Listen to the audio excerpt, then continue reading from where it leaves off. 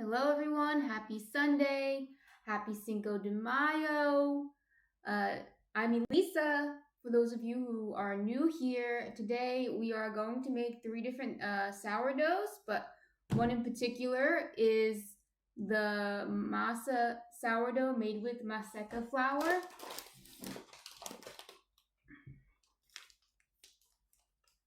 You can find this if you live in the US. You should be able to find this pretty easily. It's just masa, instant corn masa flour in English.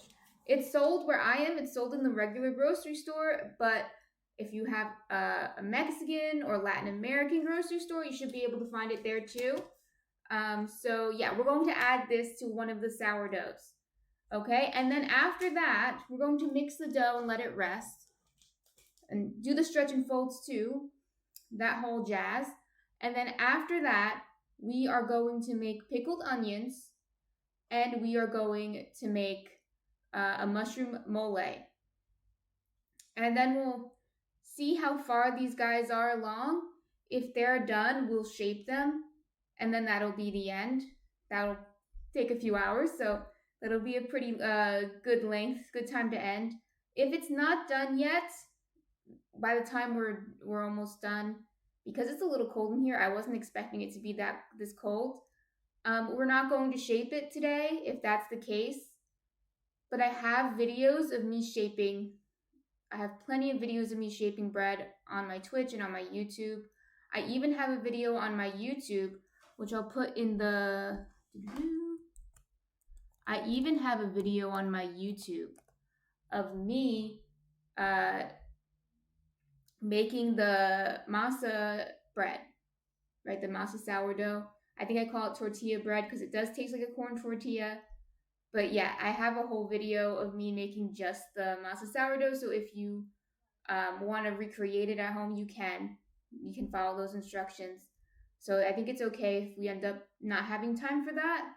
It won't be the end of the world, but we'll see how quickly this ferments. Like I said, it's a little cold in here. I wasn't expecting it to get cold again, but here in New Jersey where I am, this week was weird. It was like 90 degrees a few days ago.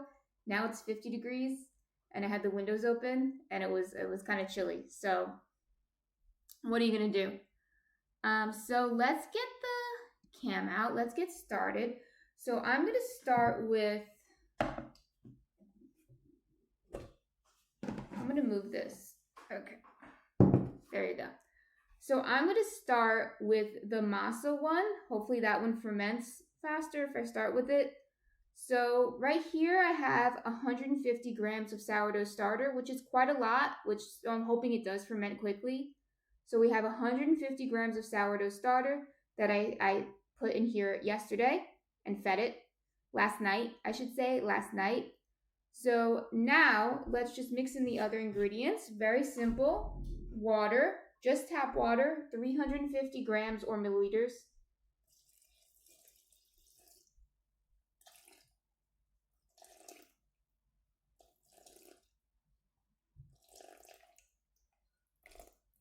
All right, that's good.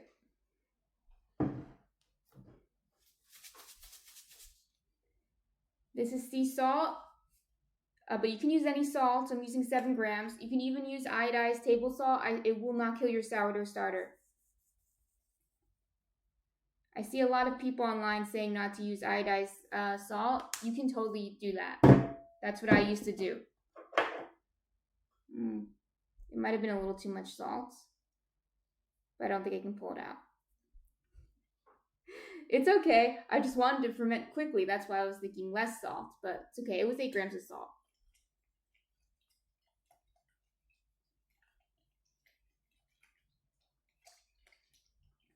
Okay.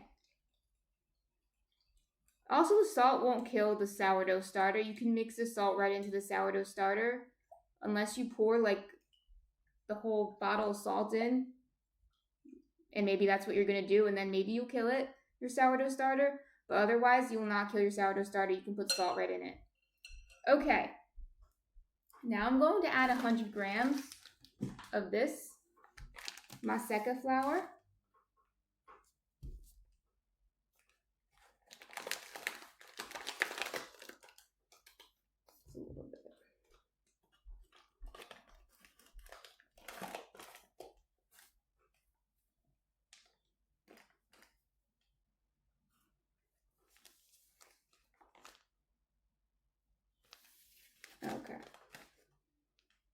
You might notice that I'm weighing everything out.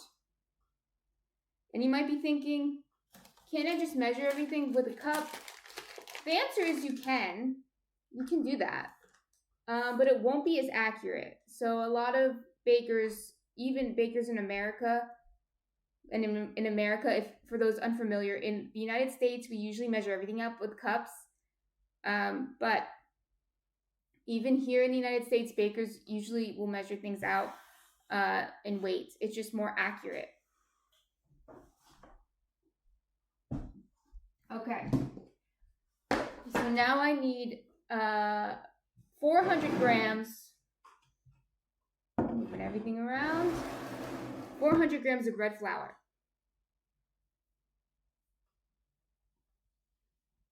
So it should be 500 grams in total.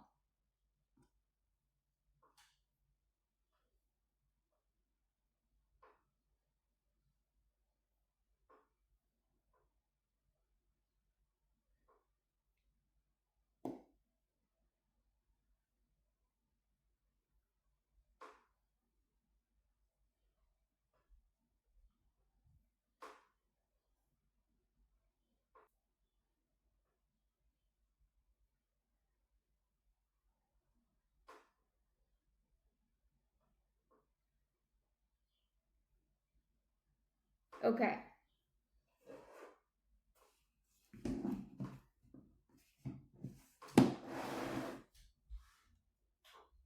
Now we're just going to mix it up.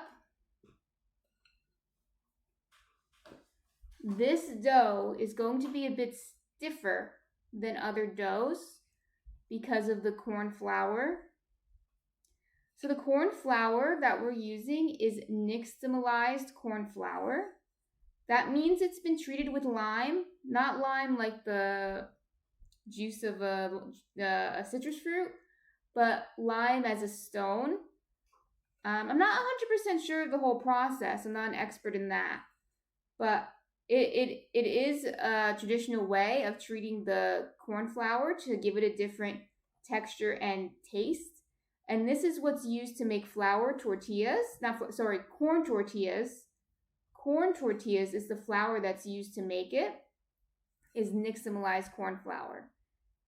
And it is a different texture, it's a different taste. As you know, cornbread, which is just regular cornmeal, tastes a lot different than a corn tortilla. It's because of the corn tortilla has been treated with lime.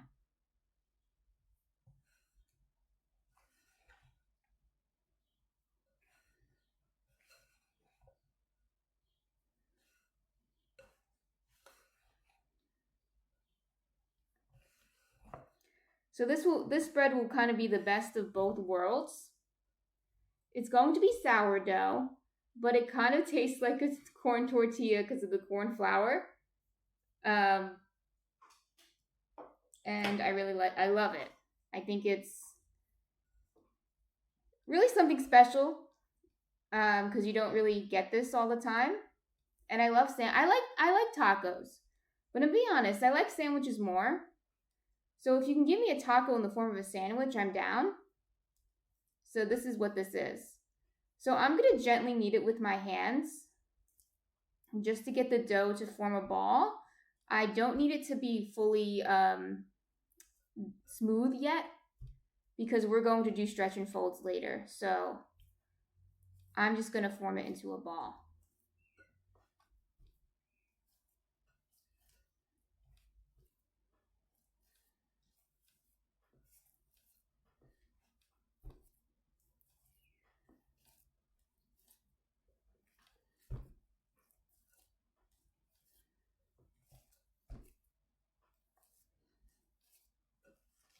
Okay.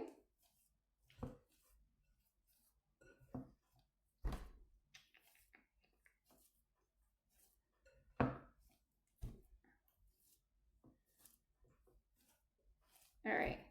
You see the texture is a little different. If you make bread, you know this already. This texture is a little stiffer. It almost is like it reminds me a little bit of a rye, the texture.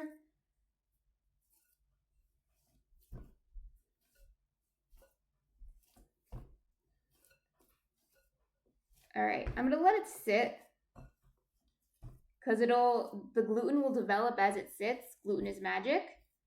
But it's pretty much a ball now, which is what I wanted. And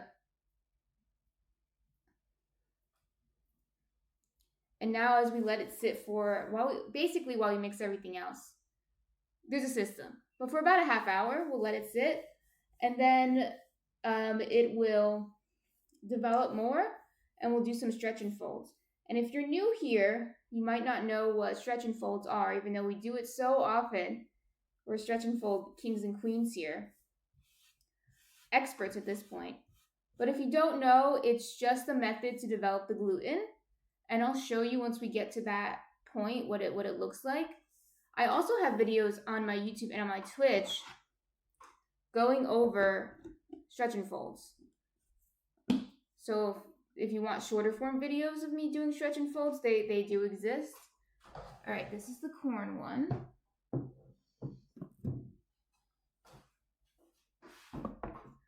Okay.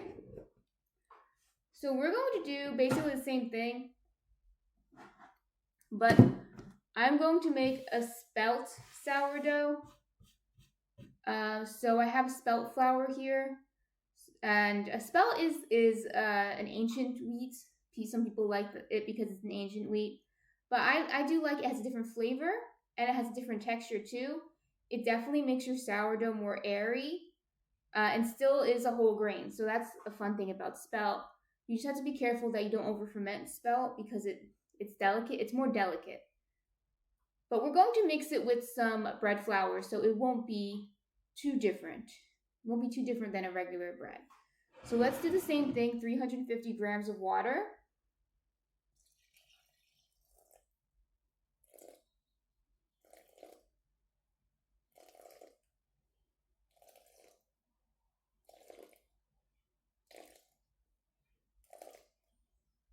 Okay.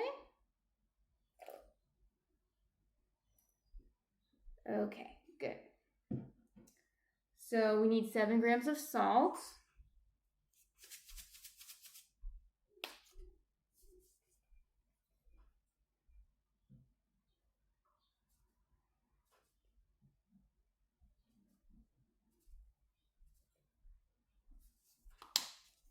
Okay. Then we can mix this up.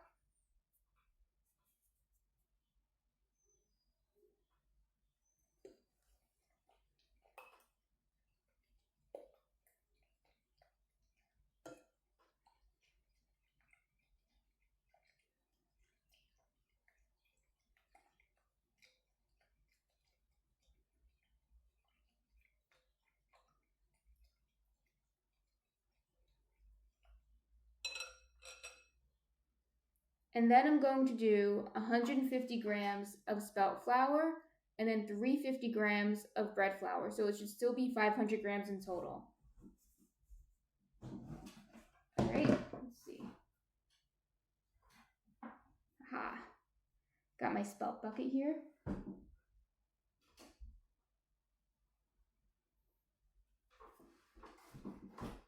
I got too many buckets is the problem.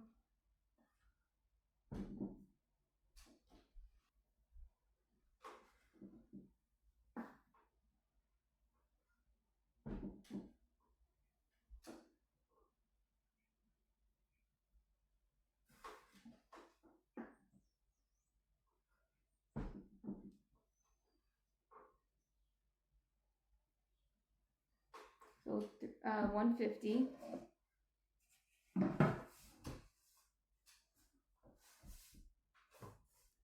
Okay. And then we want it to get to 500. So 350 more bread flour.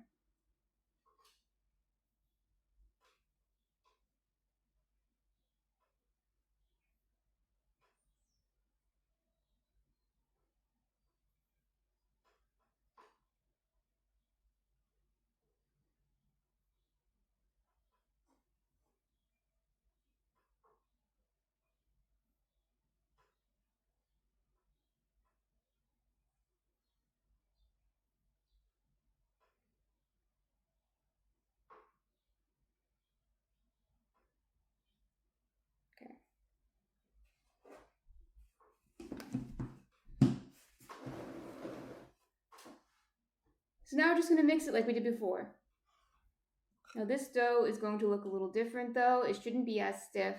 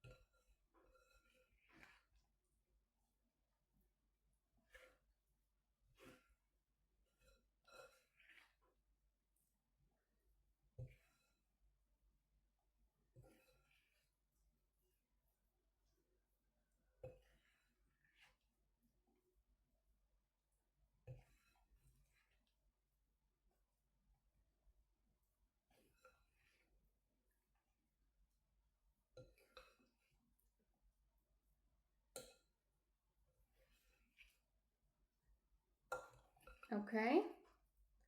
So I'm going to do the same thing. I'm going to wet my hands and mix the dough up with my hands.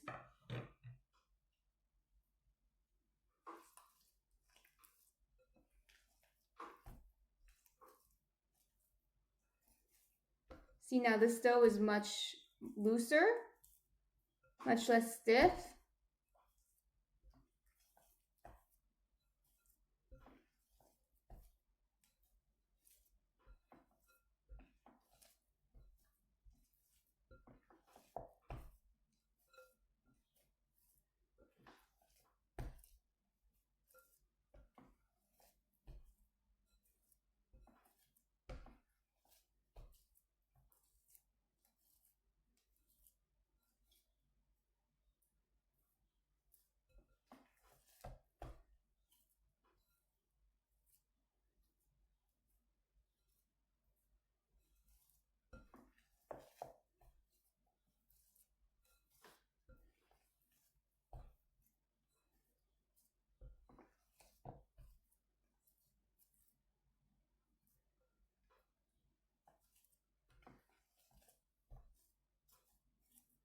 Okay.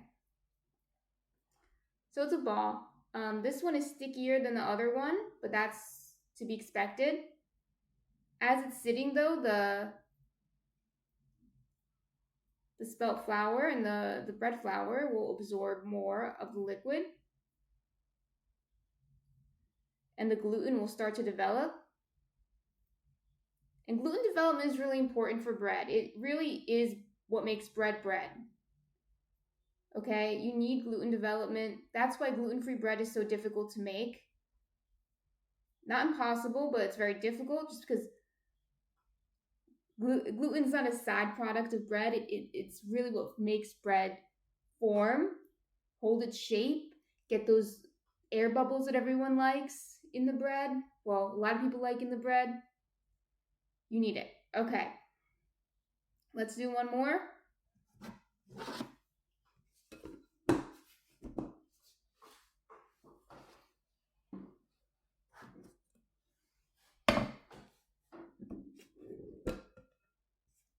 Okay. This one, I'm just going to make it a plain one. I actually have this recipe on my website, jerseygirlbreadshop.com. It's under country sourdough. If you want to recreate this, you can. I also have videos on my YouTube of me making this one. So it's out there. It's out there. So this one, we're going to do the same thing.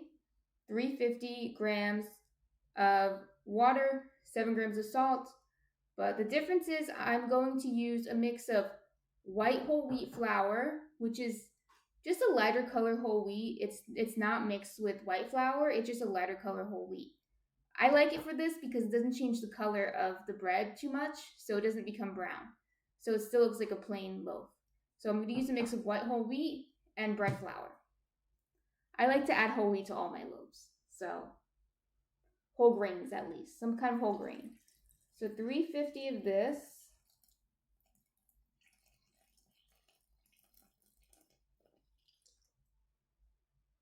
Just enough. Okay. 7 grams of salt.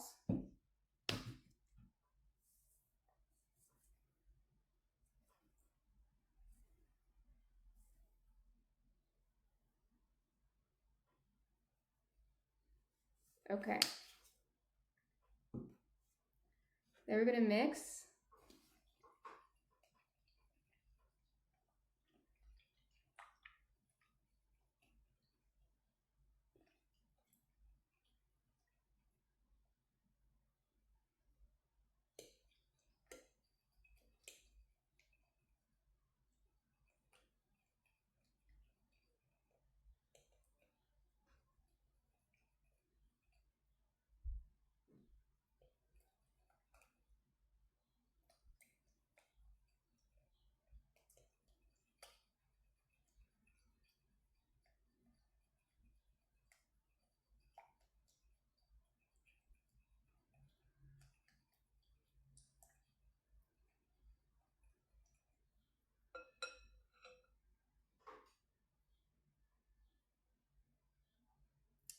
So then I'm going to get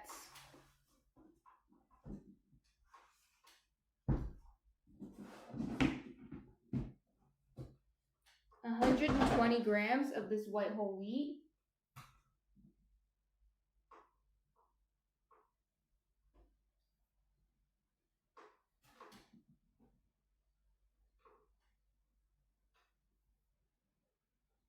Okay, that's fine.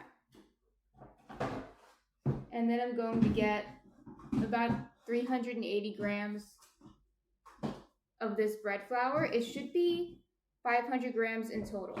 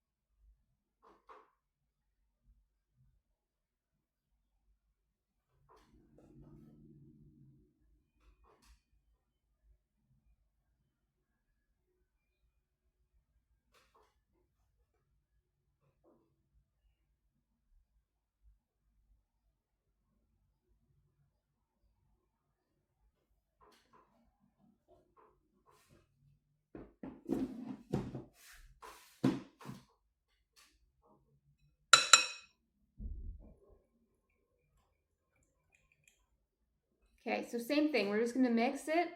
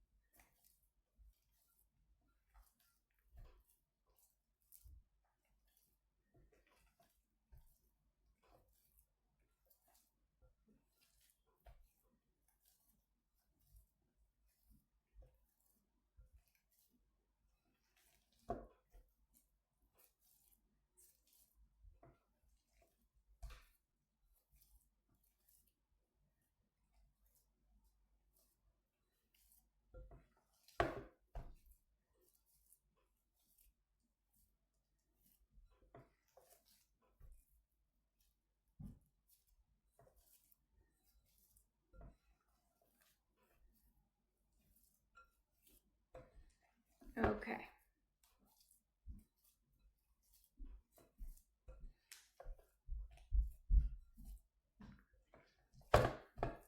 So it's kind of a ball now. So what I'm gonna do now is all these are gonna rest. I'm gonna go wash my hands and put some things away. And then I could start on the stretch and folds. And we'll do stretch and folds every 20 minutes or so. The rule on stretch and folds is usually every half hour, but since there's a lot of starter in here, in the doughs, and that means they'll rise faster if there's more starter in the doughs. I'm going to do them a little bit more frequently. But so every 20 minutes we'll do the stretch and folds. And then we'll take it from there. After that, we'll make some pickles and we'll make some mushroom mole. Okay, so let me close this up.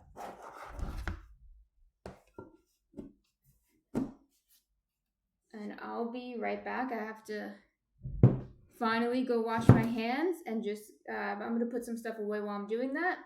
And then we'll come back and do some stretch and folds.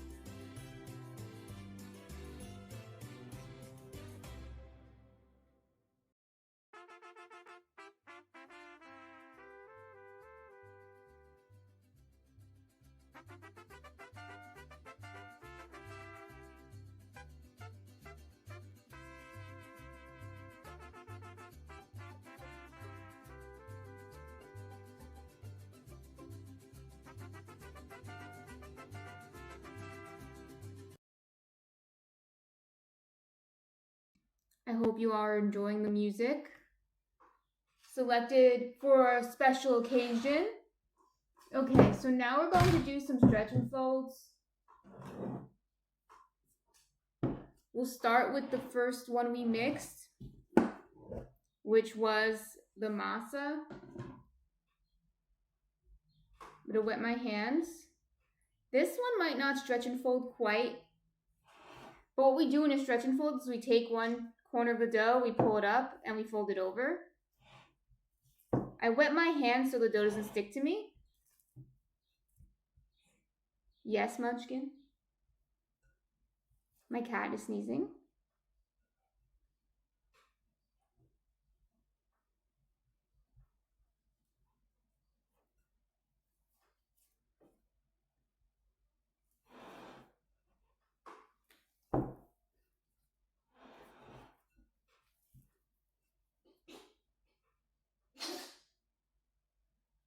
Bless you, Munchkin.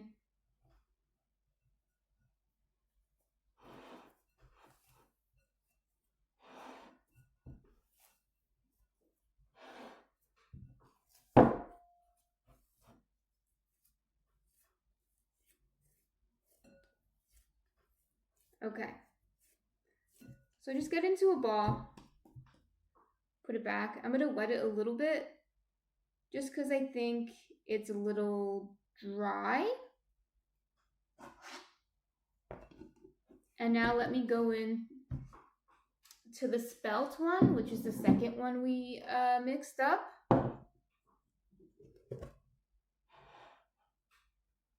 And we'll do the same thing. You see, I just take a corner of the dough, stretch it up, and pull it over.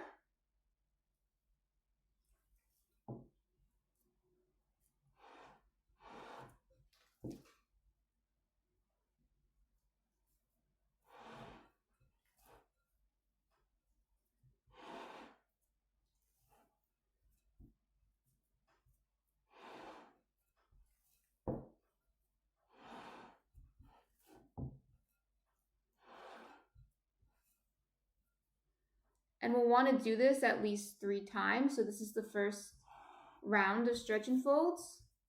So we'll wait another half hour and then we'll do it, or 20 minutes, let's say, and we'll do it again.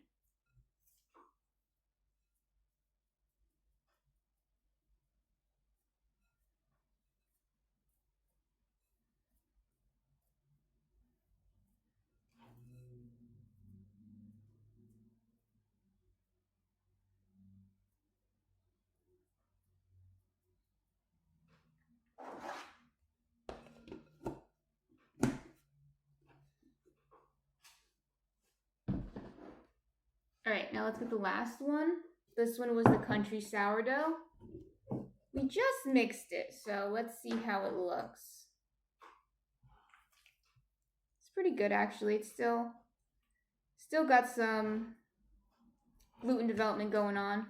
I should say not still, but already.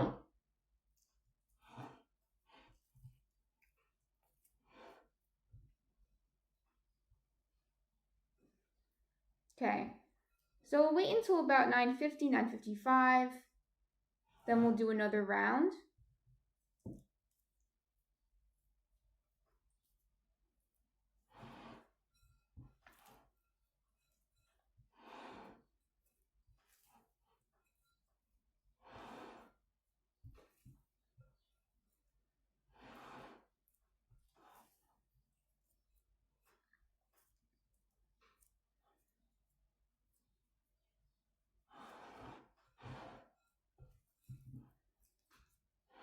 Sticky, sticky, sticky.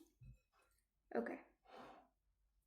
I think that's good for now because this one still needs time to rest. Just go like that. There. So let's let that one rest. Okay, so I'm gonna have to wash my hands again.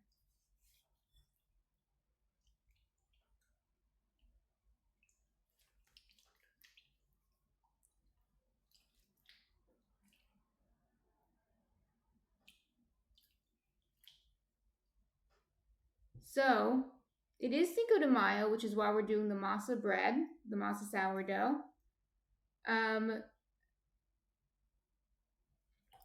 Many of you probably know that my husband has Mexican heritage.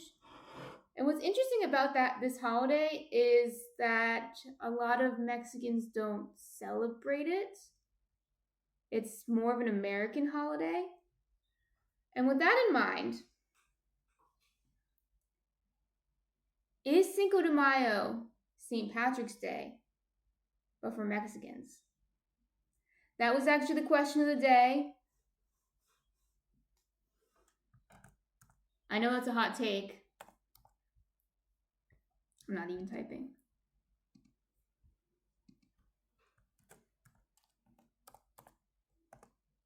Okay, yeah. That was the question of the day. And I was wondering what everyone thought about that. That's what my husband says, by the way. It's not coming from me, okay? That's what my husband says. So I was looking into Cinco de Mayo, and basically what I already sort of knew was the truth, that it's mostly celebrated in Puebla, where the battle took place, and America, where we have reinvigorated the holiday. But essentially, it was some kind of dispute over money that the Mexican government owed to the French government. And then France, which at the time I believe was ruled by Napoleon. I'm not a historian, so please correct me if I'm wrong. I was just reading about this earlier. Invaded. They took this as an opportunity to invade. Mexico was weak. We could just take over. And however, they underestimated the Mexican army, which I believe was just like a vagabond militia group that they organized to get the French out. And they did win the battle of Puebla. Even though the Mexicans were outnumbered, they still won. And now this was on May 5th. I don't know what year it was. I'm sorry. I can look it up really quick, but I don't remember what year it was. But this is why we celebrate Cinco de Mayo. Now, the question is that really what we're like as Americans? When we celebrate Cinco de Mayo, what do? Do we really celebrate the victory over the French? What do? We drink margaritas. It's a little weird. We wear sombreros sometimes. I think it's a little sus, if I'm being honest. It does feel a little bit like St. Patrick's Day, where we don't really celebrate St. Patrick. We just celebrate shamrocks and leprechauns and the color green. So I think my husband's onto something with that one. I think he is. But you guys feel free to disagree or let me know. Another question of the day that I think would be interesting would be, how do you celebrate Cinco de Mayo? Do you celebrate it at all? Say if you're American would be a better question if you're American. If you're not American, you might be like, no, I don't celebrate it at all. So the first question would be like, do you celebrate it at all? And especially if you're American, do you celebrate it and how do you celebrate it? I would say that I don't celebrate it, except doing this is fun. We're streaming and I'm doing some Cinco de Mayo inspired food, but I don't usually celebrate it. Kind of like St. Patrick's Day, I don't usually celebrate it at all. Not at all. No, I don't drink margaritas. I never drink margaritas, so I don't drink margaritas on Cinco de Mayo. And I don't suddenly eat Mexican food. I eat Mexican food all year round, occasionally. Not every day, but occasionally. So I don't suddenly eat it on Cinco de Mayo, but today is a special day, special occasion. Special occasion. Mm-hmm. Yep. I do have, although I forgot to bring it with me. It's in the kitchen. I do have the Masa sourdough that I made a few days ago that I can show you. It's half eaten, so I have one half to show you because, we might not, we're not going to finish it today. We're not going to bake it today. So you don't get to see it. So I just wanted to show you what it looked like. Let me actually really quick go and grab it so I can show you.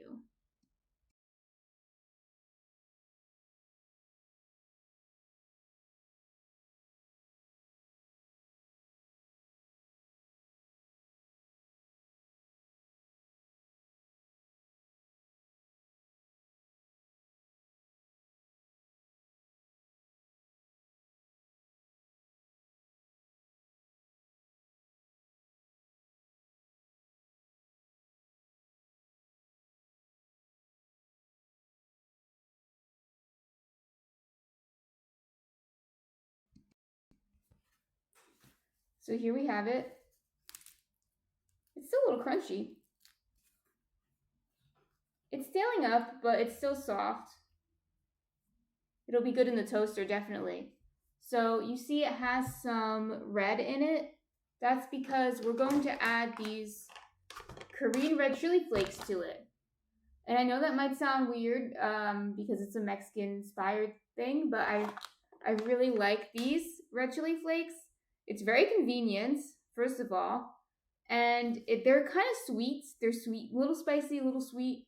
So I like these a lot for a mild chili flavor, not too spicy. So that's where the red comes in. But honestly, you don't have to add that. It would still taste good without, but this is really good. You can see the crumb is uh tight. It's a tight crumb. That's good for sandwiches, but the reason why it's tight is because we added the masa. The masa is going to tighten up the crumb. That's okay. Okay, for this type of thing, it's okay. If you want an open crumb, make a different type of bread. I would make maybe the spelt sourdough if you wanted an open crumb. But for this one, we're not going for that.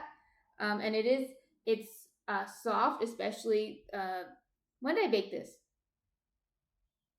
I baked this on Thursday, so Friday, Saturday. Okay, so like 3 or 4 days ago is when I baked it. So that makes sense why it's getting a little stale now. But like in the first 2-3 days that it's baked, it's very soft. It's so soft, and it's really good. It's really, really good, and again, tastes like a corn tortilla. So I'm gonna put this over here for now. But yeah, if you want to make this, like I said, I do have the video up on my YouTube, and I'm going to post the recipe. Unfortunately, my week is a little different this time, so I'm not going to post, probably not tomorrow, but later this week I will post the recipe on my website, which my website has a recipe blog on it that I post all the recipes we do on here onto there, or at least most of them. So you'll see what we've been doing here on there if you want to recreate it. I know I didn't do this before Cinco de Mayo, so you can't do it for Cinco de Mayo this year, but maybe next year you can do it for Cinco de Mayo, but I think you could just do this anytime. I don't think you have to wait for Cinco de Mayo to make this type of food, to make Mexican-inspired food. Do it all the time, in my opinion. Okay? That's my opinion. So yeah, my week was a little different. You notice that we're streaming on Sunday instead of Saturdays when I usually stream.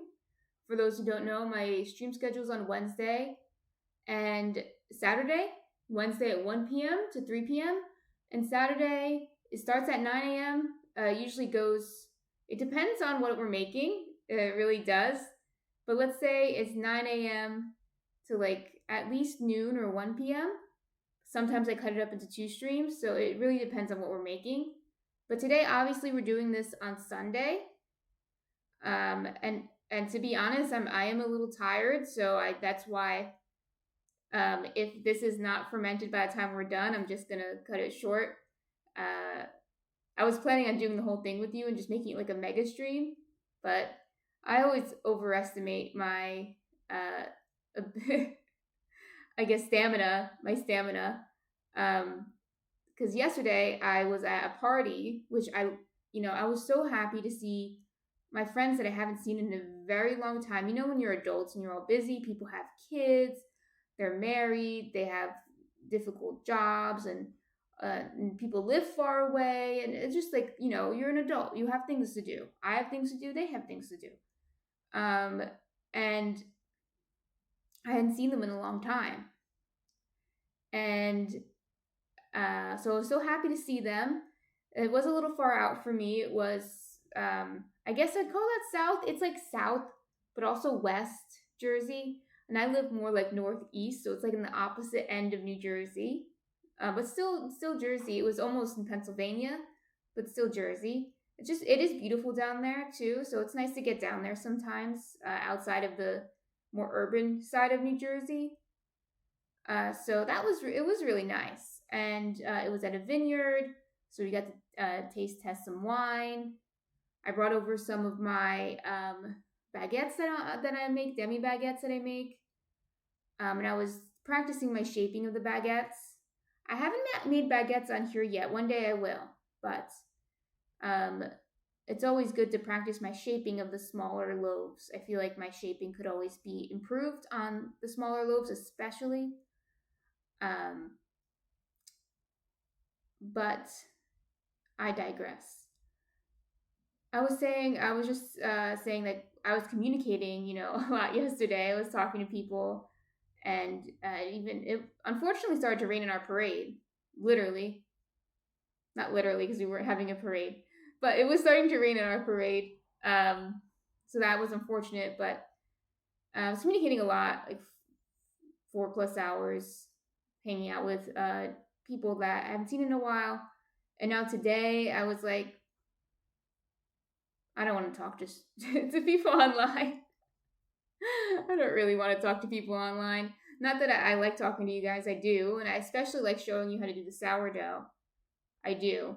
But sometimes, you just kind of want to chill by yourself. And I think that's just something I'm going to have to balance out because I'm more introverted by nature. And I think I have been like not overworked, because that's not really the right word. Burning out. Yeah, burning out a little bit these past few weeks. I've been doing a lot less on social media, and it's probably because I just overdid it, and then eventually you just fall out and you just don't want to do it anymore. So I think not next week. Next week I am going to stream, but the week after that I'm going to take a break from all social media. That's my first week off anyway. From if you guys don't know, I'm a teacher too, and the semester is almost over. So the next week is the last week. So the week after that I should be off from everything, is what my plan is. Just be off from everything. And then I'll come back reinvigorated, I think. Yeah. So that's an update. That is an update. Let's see what's going on with the sourdough. Okay.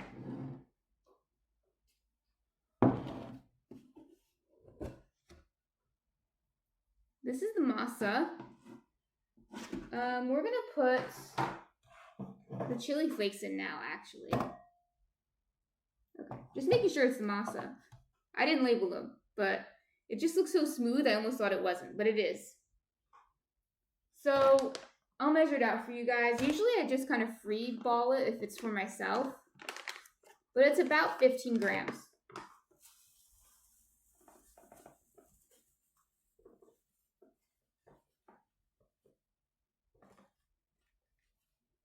Yeah, that's good.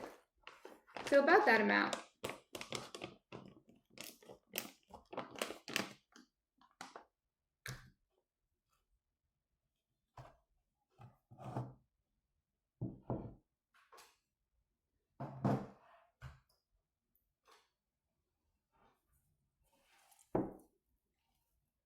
I should have done this one last. Now my hands will be red. I'll probably have to go wash my hands in between.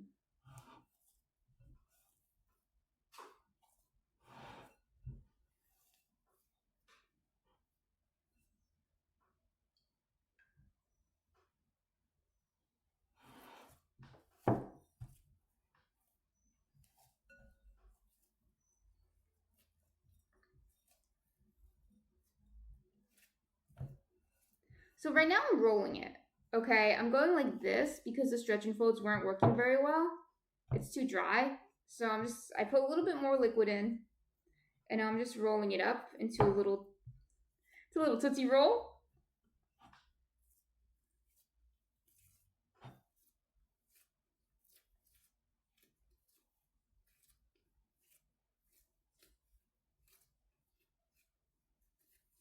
Okay, that is good. And I'm just gonna make sure I don't get chili flakes into the other doughs. So I'm gonna wash my hands with actual hand wash, a good one. And then I'm gonna come back and actually put more water into a little bit just to make sure it doesn't dry up too much. And then, but you can see there's little chili flakes in. And we're gonna do another stretch and fold. And when we do another stretch and fold, it will incorporate more, right? So let me cover this up.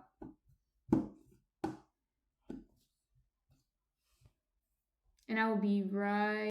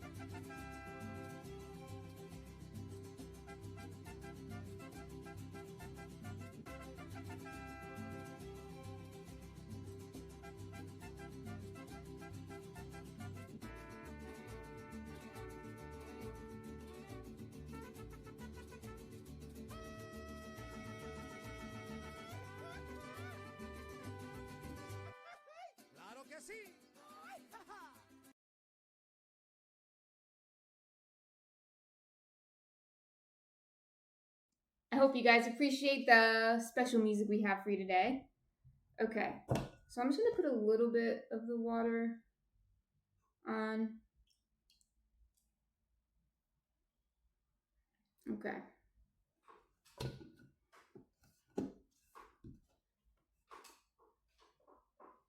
Let's see, what are these doughs? We want the spelt one next.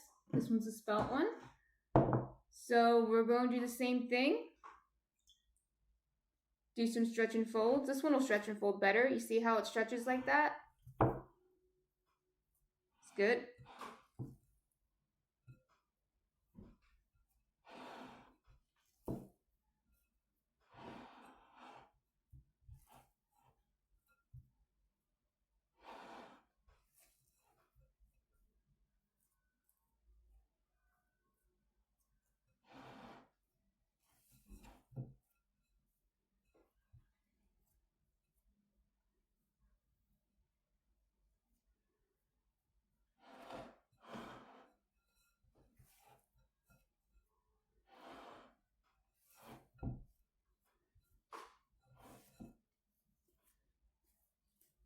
Okay. Looks good. Oops. Don't knock that down. Okay. That would be really bad.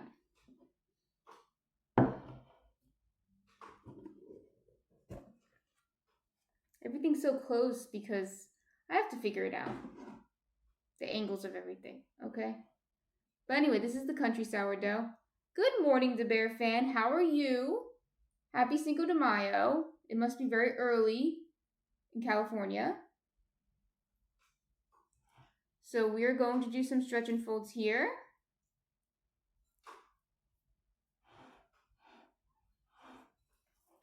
This is the country sourdough.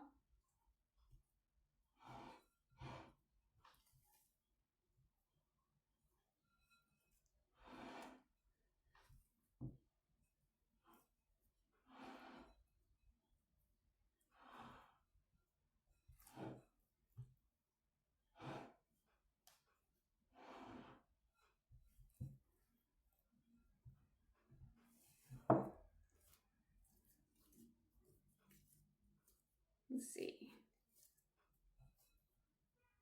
This one also seems to be coming together quite well. We'll do at least one more stretch and fold. The bear fan says, doing all right, happy 5th to you as well. The bear fan, do you do anything to celebrate Cinco de Mayo? I was just saying earlier that I do not, except right now I'm streaming, so that's something. And we're making the Masa sourdough, which I'm making. I didn't make it too. I made it in a few weeks ago. Oh no, sorry. I made it a few days ago, but I'm making it now, and I'm making it with this Masa flour. And this Masa flour is what's usually used to make corn tortillas. So when I add it to the sourdough tastes a little bit like a corn tortilla. So on the back it says makes up to 7.2 pound tortillas. And I think that might be a translation error. It might be a translation error because I don't know if I've ever seen a tortilla that weighs 7.2 pounds. Okay. It's a big tortilla. Anyway, yes, this is what's used to make corn tortillas. And when you add it to the sourdough, it tastes like a corn tortilla. So it's like the best of both worlds. I think it's really, really unique. And if you like corn tortillas and also like sourdough, you'll like it. The bear fan says no to celebrating Cinco de Mayo. Used to as a kid, but would just normally go out to the mission where they celebrated. Where I used to live, it was on every corner. And I had so many Hispanic friends. It was everywhere. So my question is, my husband, who you know, and some of you watching probably know, he is from Los Angeles and his parents are from Mexico. And he said that he didn't celebrate Cinco de Mayo and that it wasn't really a common Mexican holiday and that it's more of an American holiday, which from what I've read is true.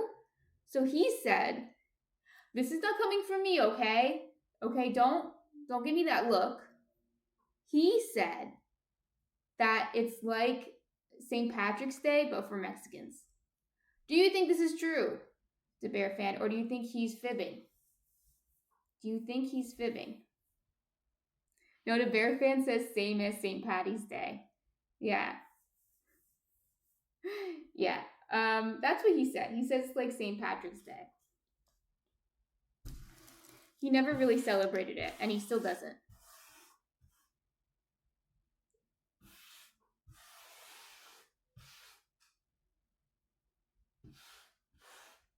But now we get to celebrate it together because we're making the Masa sourdough. I showed you that I put Masa into the dough. This is the one from a few days ago. I made this on Thursday, and I baked it on Thursday too. I baked it same day. So it is a little stale by now, but it's still soft, and it'll do wonderful in the toaster. It'll taste great. And oh yeah, and you can see the red chili flakes that we added to it. It's going to be really good. Uh-oh, the bear fan's getting deep now, I can tell. The bear fan said, to me, the corporate world of America, the huge melting pot it took a big day from each country, made it a holiday, and took the day off from work. Although Cinco de Mayo don't get off from work, the bear fan, but yeah. I agree to some extent. We just kind of, try to make, I guess, all the different ethnic groups happy, give them a holiday, or let's celebrate this holiday, even though it's not really celebrated in the home country. But yeah, I don't I don't mind doing like a Mexican holiday. I like Mexican food. I like doing Mexican food on here, but I'm the same with St. Patrick's Day. We did, for those of you who like Irish soda bread. We did Irish soda bread on St. Patrick's Day weekend. You guys can go back and look at that stream. It's on my YouTube, and I also have shorter videos on my YouTube of myself making the Irish soda bread. If you want a shorter video, and I also on my website have a recipe for the Irish soda bread. So you're all set with that. You can make Irish soda bread. But what I was saying is I feel the same way about St. Patrick's Day. I don't really care for it. I think I've always thought it was gimmicky. If you like it, you like it. It's not really a big deal. I don't hate it, but I never really I was like, it's kind of gimmicky. I think it could be an okay holiday. I think it could be a fun holiday, but it ends up just being like 4-leaf clovers and leprechauns.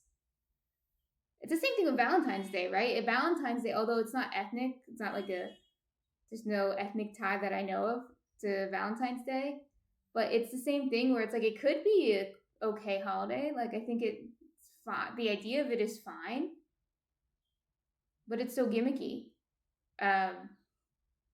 It becomes kind of like a children's holiday, which is, they're kids. Let them have fun. I don't care too much. But yeah. One good thing about this holiday is it gives me an excuse to make this bread with you. So that is fun. Okay, so in a few minutes we'll do the third stretch and folds. Like I said, I'm going a little fast with the stretch and folds because they should be, fingers crossed, fermenting quickly because I added a lot of sourdough starter to them. But it is cold in here, so I'm not sure how quickly they'll ferment. But once I'm done with the third stretch and folds, we are going to just let them rest for several hours until they double in size or fill up the bowl. I like to use these 2.5 quart bowls because it'll fill up the bowl, right? So when it's done fermenting, it'll just be towards the top of the bowl, just maybe barely touching the cap. So that's how I like to measure it. And then we can do our shaping. I don't know if we'll do the shaping today, but that's when we would do the shaping. But in between that, I have some tasks for us to do. We're going to make pickled onions, which is something you can put on tacos, you can put on enchiladas, you can put on sandwiches. It's a very versatile condiment. It's not just good for Mexican food, although you'll see it a lot in Mexican food. You can put it on Indian food too, or really any kind of cuisine. I would just put pickled onions on a sandwich. It's really good. So we'll make pickled onions, and then we will also make mushroom mole. And we'll see, how far along this is when we're done with that. Right, Munch?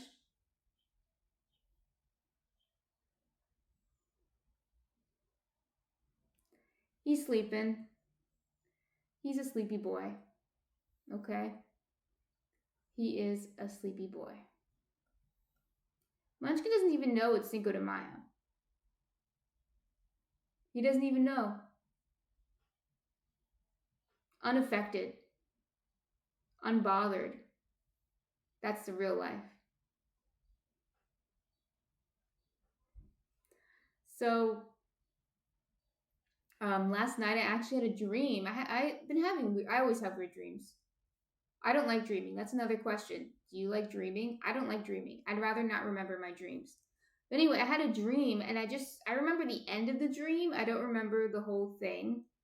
But I was on a train and I looked out the window and I saw Munchkin outside of the train, like in the woods or something. And I freaked out. I was like, that's Munchkin. We have to go get him. Munchkin is my cat, by the way. We have to go get him. But then I realized it wasn't Munchkin, and it was just a kitten that looked like Munchkin, but it wasn't him. But I still wanted to go get him. I was like, we have to still go get him. I mean, it's a kitten in the woods. But then the kitten I noticed had a family, so then I'm like, oh, okay, maybe we can leave him with his family. He might be okay. And then I woke up, so that was a dream. But yeah, the first part of the dream was scary because I thought Munchkin was in the woods, lost. So, but he's here. He's not lost in the woods.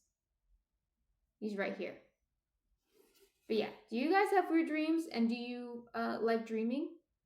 Let me know in the chat because I don't like my dreams usually. Usually my dreams are not fun. Not a fun time. Okay, let's see how these guys are doing. This is not, that one's not the masa. Let's get the masa one out first.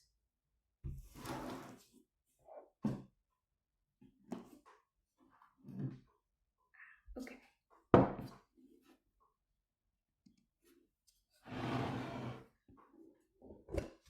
Okay, so we already added the chili flakes to it.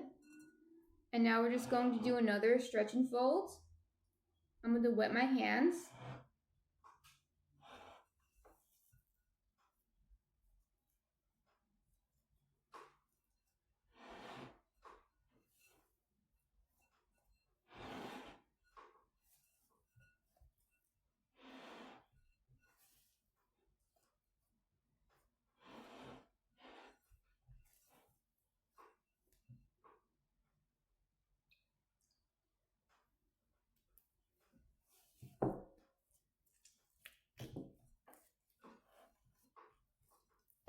Just gonna roll it, pinch it.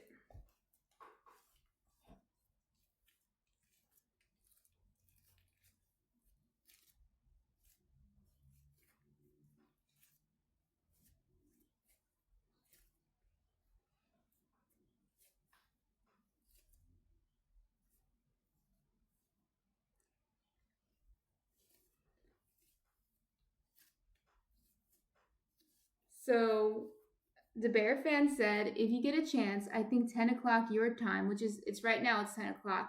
Rusty Rhymes and Lady Naganita will be building a castle out of breakfast food for their charity stream.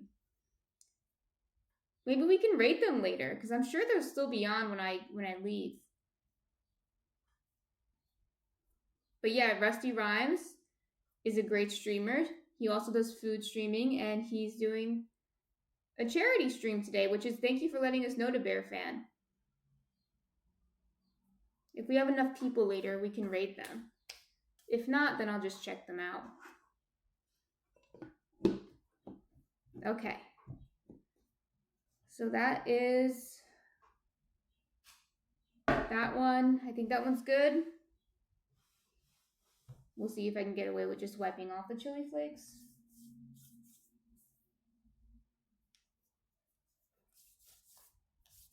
Usually I do it in the opposite order, but whatever. Today I didn't do that. Which one is this one? That's the spouts. You should label if you have more than one going. That would be the best option. But I can tell by looking, but better safe than sorry. Labeling would probably be better. Look at that. That's nice. Oh yeah, that's all right.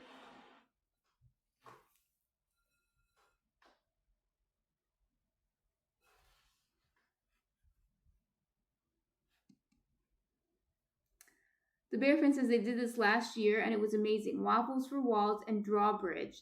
Some of the goals met is Lady smashing a cream pie in Rusty's face.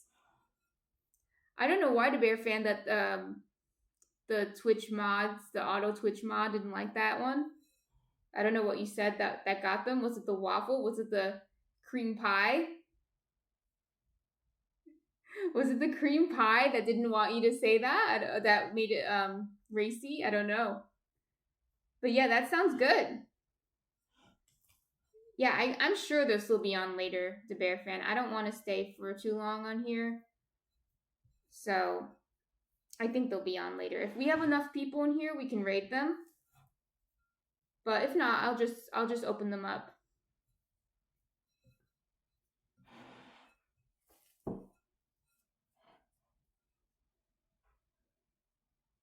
The Bear Fan says every $15 he has to hug the wife. Interesting. interesting. The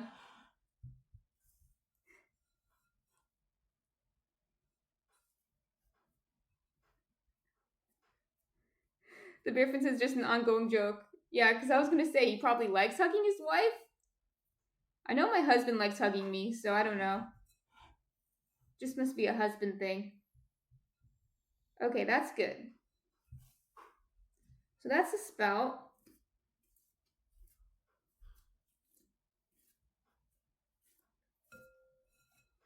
Looks pretty good.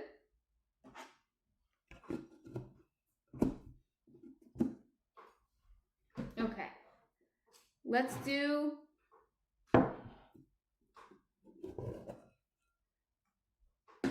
the plain.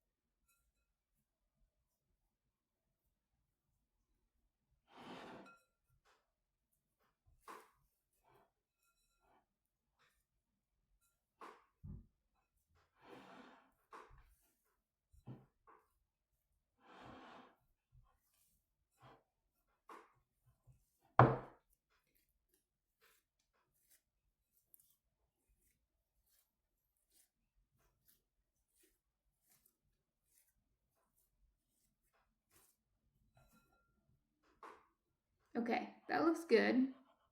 So you want it to look smooth like this, right? There's not a lot of jaggedy edges. It's pretty smooth dough ball.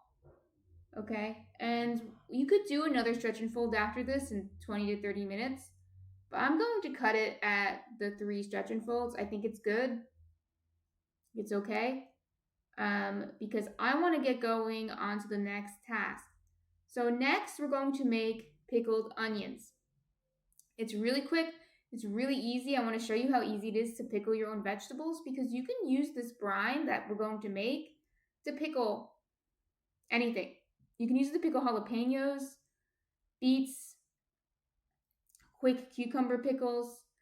I did show you how to ferment chilies. So that was the long pickle process, the naturally fermented pickle process. But a lot of pickles that you get at the store are quick pickles, which means it's just a vinegar brine, and the vinegar pickles them like instantly. So, and both are delicious. I have nothing against quick pickles. I guess it depends on what I'm pickling. Like I've tried to pickle, like ferment onions before, and I didn't like it as much as the quick pickled. But other things I like better. Like I like beets fermented more than I like them pickled. So it really depends, or quick pickled. It really depends on what it is for me, but you might have different tastes. And you might just prefer quick pickling because it's easier. So it really depends. Some people prefer fermenting because of the good gut bacteria and stuff like that. So it really depends on your goals. But it's really easy. Both are really easy, but this one is quick. Hence the name Quick Pickle. Really good. Okay, so I'm going to clean up a little bit here and get it set up for the pickles. And then when I get back, we'll do some pickling. And then when we're done pickling, we'll make some mushroom mole. Okay, I'll be right back. And the Bear fan, you're going to like this.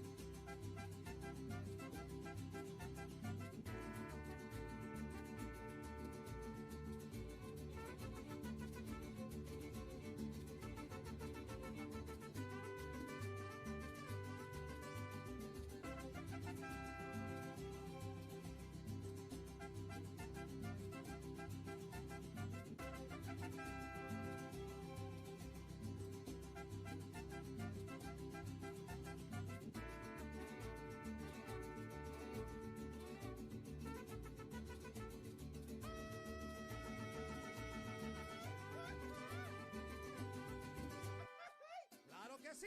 ¡Ay, ja, ja! ¡Sí, señor!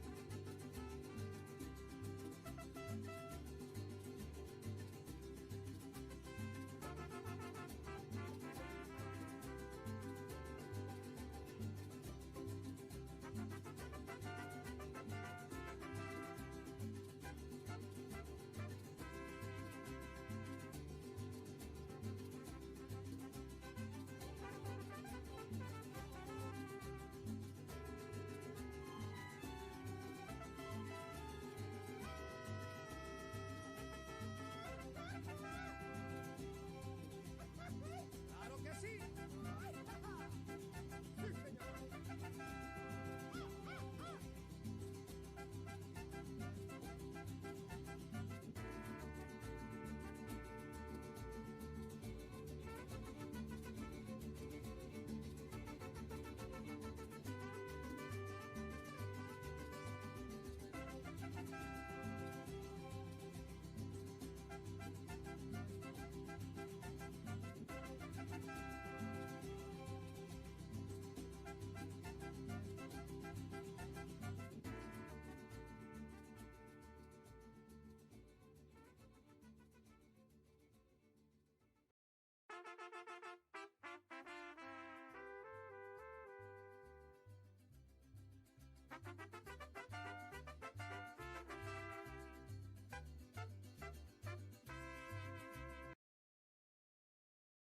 Looking to instantly upgrade your Mother's Day gift from typical to meaningful?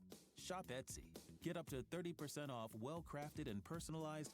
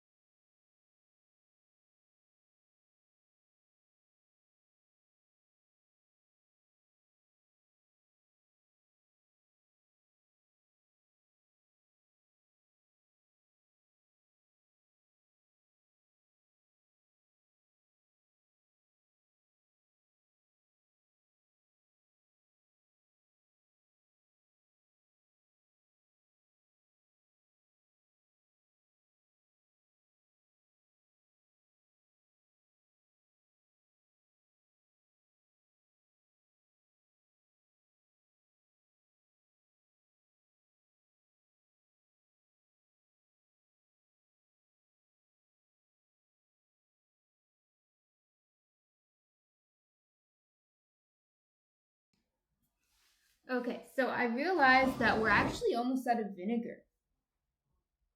Gasp. But we have enough to make a little bit. Let's get this more in view. I mean, you can see it. Okay, so what we're going to do is we're going to make the brine. So we're going to use 1 part vinegar to 2 parts water. So I have a half a cup of vinegar over here. And then I'm going to put a full cup of water. Normally I would double that, but what are you going to do? So full cup water, half cup vinegar.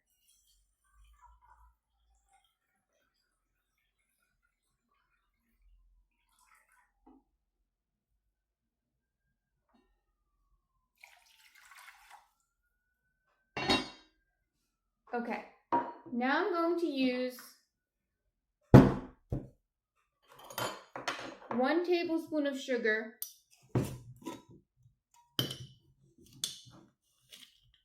I'm just using the regular, oh, you can't see. I'm just using regular white sugar. I know a lot of times I use the bougie coconut sugar, but for this, just use the regular white sugar. And then 1/2 tablespoon of salt. And this is our brine. That's it. Hold on. This container is really annoying. All right, that's fine.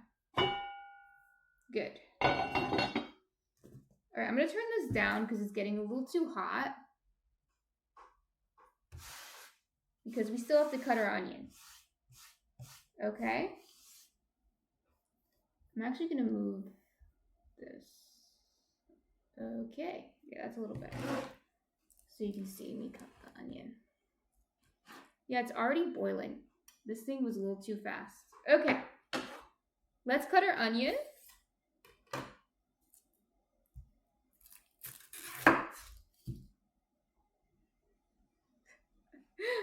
It's already boiling.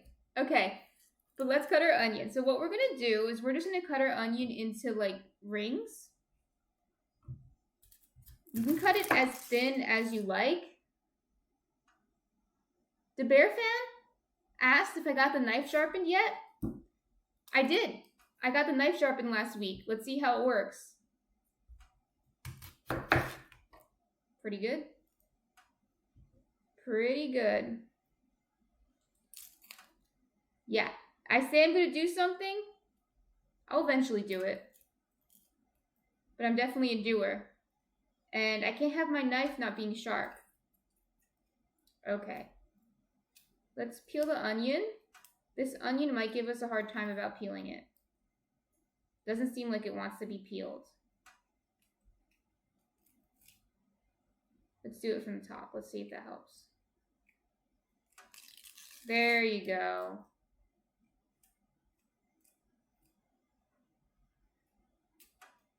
No, this onion's giving me a hard time. Hold on, let me try this side.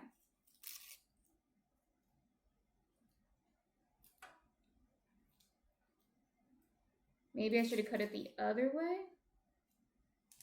All right, I got it.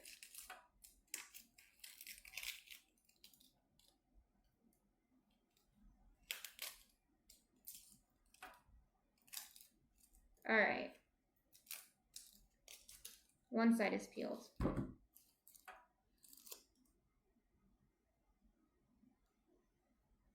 So the bear fan makes a good point. He said that most people say, be careful that knife is sharp. It is the knife that is not sharp that normally cuts someone. Yeah, so sharp knives are better. Let fewer accidents with sharp knives. Of course, sharp knives are sharp and therefore can still be dangerous. They can cut through your fingers and things like that. But what happens with a dull knife is because you're like putting so much pressure on the knife to cut. Too much pressure. The knife is too dull. But even though it's dull, it still has an edge and it could cut you. So when you're putting too much pressure on the knife and then you slip because your knife is dull and it's not cutting the veggies, That's when you cut yourself. Yeah, 100%. But don't get me wrong, I've cut myself with sharp knives before too, so. When I'm cutting bread, I always wear, or I try to wear, cutting gloves. Okay, this side for some reason is giving me a really hard time. So I might just start cutting it and peeling it as I go. Sometimes that helps if you just cut into it. So the bear fan says if a sharp knife cuts you, it is your technique or you're just playing with it. Yeah, it could be that I'm inexperienced, that I'm not a professional. But when I'm cutting bread, I wear chef's knives. Not chef's knives, sorry, cutting glove. Okay, I just left the peel on and I'm gonna see if it helps me to get it off like that. No, this peel is just very, very, more so than usual, resilient. Let's try it again.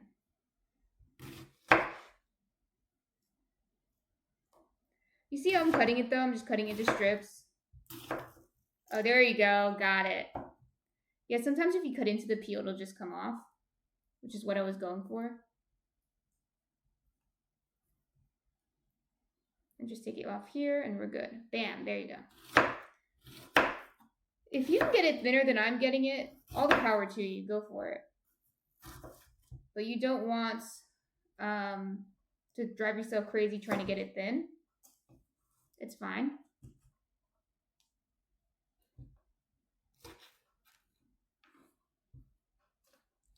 So this is how thin I got mine. Okay. And now I'm going to do the other side too, the same way, hopefully. Hopefully it comes out the same way. Take off the little butt.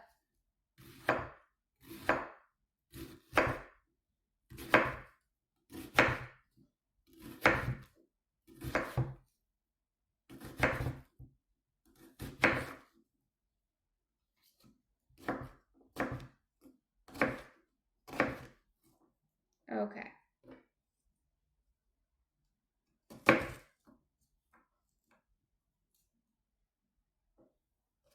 I don't like wasting the butts. So I'm just going to throw these in there too. Okay. So normally I would do 2 onions per batch. The Bear Fan says, be right back, making wife's coffee. Go for it, the Bear Fan. Normally I make 2 onions per batch. But today we're doing 1 because I only had half the amount of vinegar. Which means we use a lot of vinegar in this house. Okay, so I'm going to open this guy up. I'm actually going to turn it off. And I'm going to put the onions right in. And that's pretty much it. Just wait a few minutes and the onions will start to turn pink.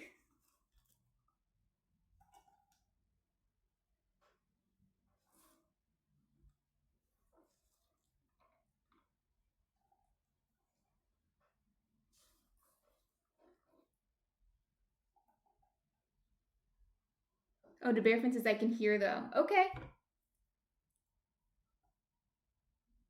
Oh, it's skin. So yeah, wait a few minutes and you can already see it turning a little pink.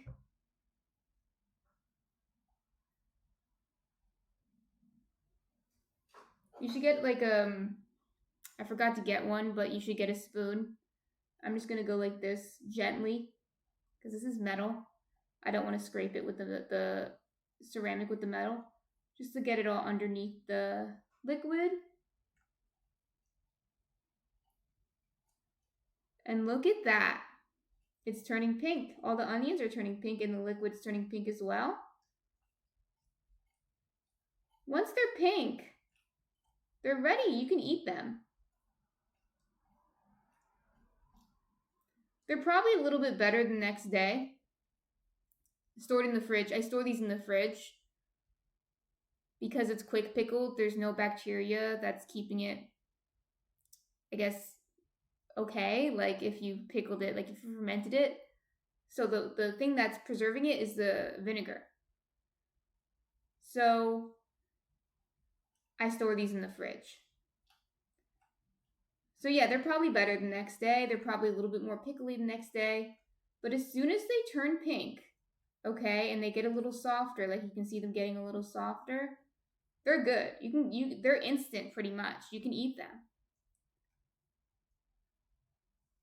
I have done it before. I've eaten them a few minutes after I put them into the brine. Of course, let it cool. Let it cool off first. But put it in the brine, let it turn pink and cool off, and I have put them right on my sandwich after that. So they're as close to instant as you can get. And like I said, you can use the same technique to make pickled jalapenos, pickled beets, pickled cucumbers, any kind of pickle, pickled carrots, any kind of quick pickle that you want. You can use this brine to make it. And it was just 1 part vinegar, 2 parts water. And the same thing, it was 1 part salt to 2 parts sugar.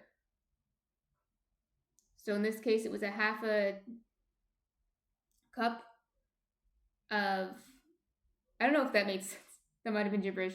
It was a half a cup of vinegar, 1 cup of water, and then I did a half a teaspoon of salt, of kosher salt, and half a tablespoon of kosher salt. Sorry, half a tablespoon of kosher salt to 1 tablespoon of sugar.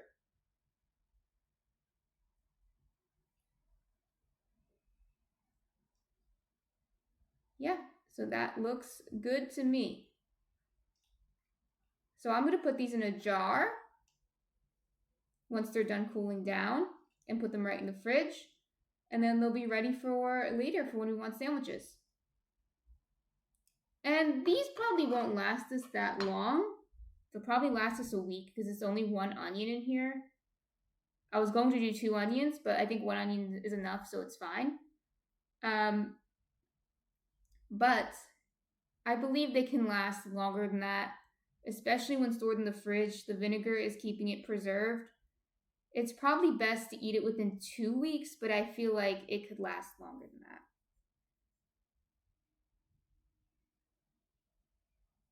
Yeah, so, but this will probably last us a week. Because we do like to put this on our sandwiches. And like I said before, if you don't eat sandwiches, why are you here? But just kidding. You can put this on tacos, enchiladas, pizza, noodle dishes. I think it's a good topping for anything. It is sour, obviously, and it has an oniony flavor, but it's not a raw onion. It doesn't taste like a raw onion because you have kind of cooked it in the vinegar. You acidified it.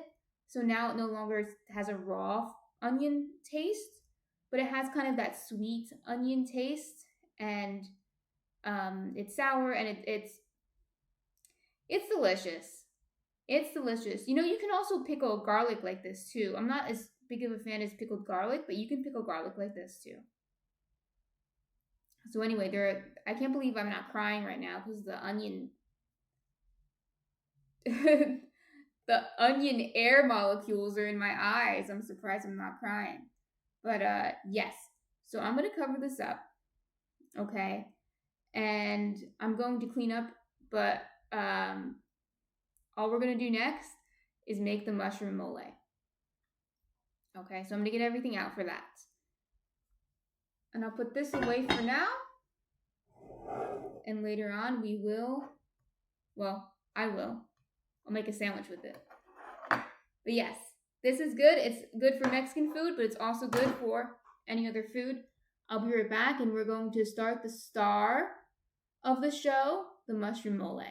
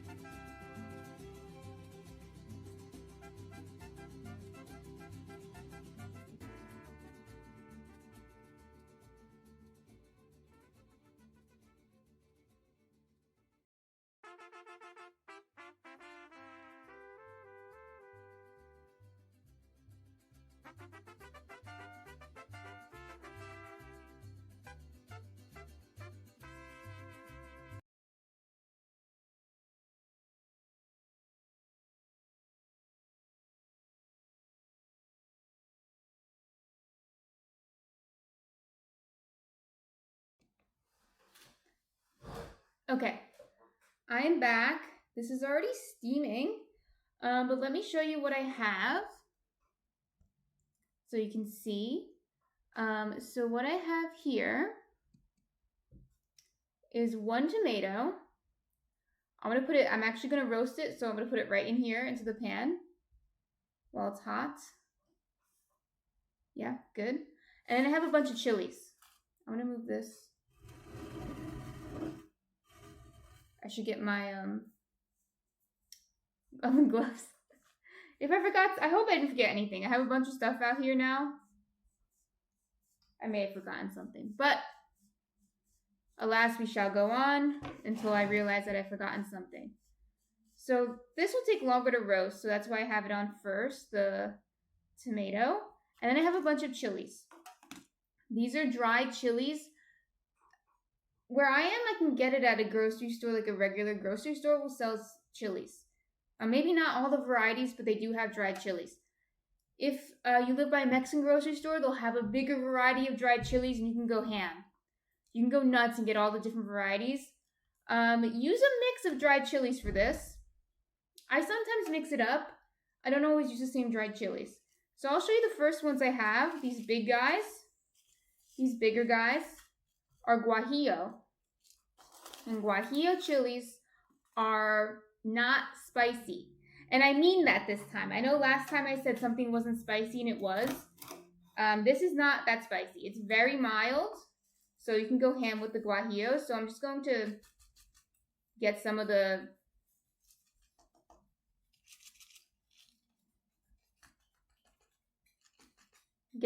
seeds out of them.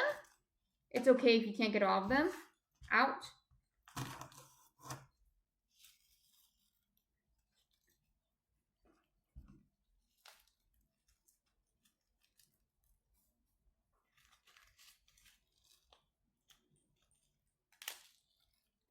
So I'm using 4 of these guys.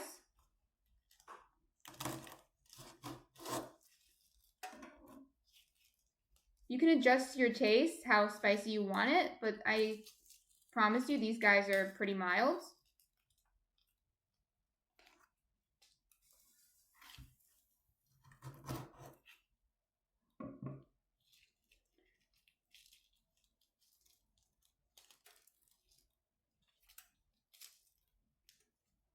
Okay. So I'm just going to toast these as well. Okay, so the next ones I'll show you are a little spicier. They're called puya, and they are similar to the guajillo. They have that like fruity chili flavor, but they're a little spicier than the guajillo. Oops. So I like to add these as well, just to give it a little bit more spice. Again, if you don't like spice, you can add just more guajillo instead of the puya. Or if you can't find puya, you know, this one might be a little harder to find. The guajillo is an easy one to find. It's okay if you can't get all the seeds out, that's okay. It's like a maraca. And these are like impossible to get the seeds out of these guys. Well, this one's already open, so maybe I can.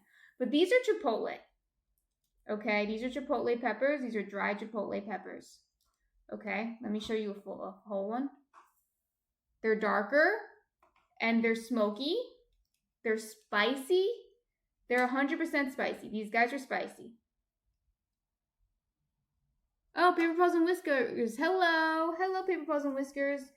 We're just making mushroom mole right now, so I'm talking about all the chili peppers. So these guys are spices. Are spicy. Okay? So these are chipotles. I'm putting them in 2.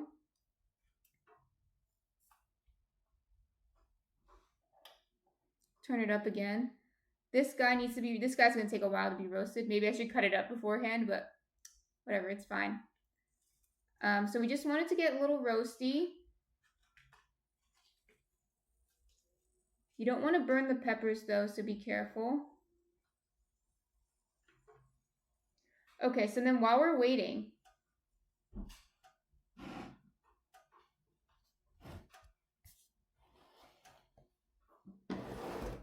too much stuff. Okay. I do have the blender here. We're gonna make the sauce in the blender. We're not taking out our what is that called? Majeta or something? I forgot what it's called. But we're not grinding it by hand. We're gonna use the blender. We're gonna use the tools that technology has afforded us. Okay. And I'm gonna use 1 cup of peanuts.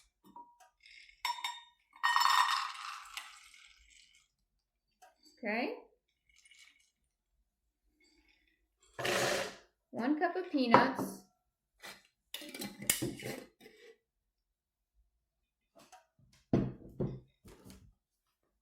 A little bit of salt.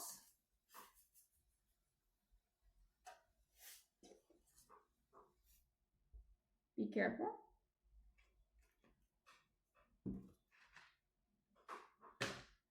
I'm going to put the chilies right in here.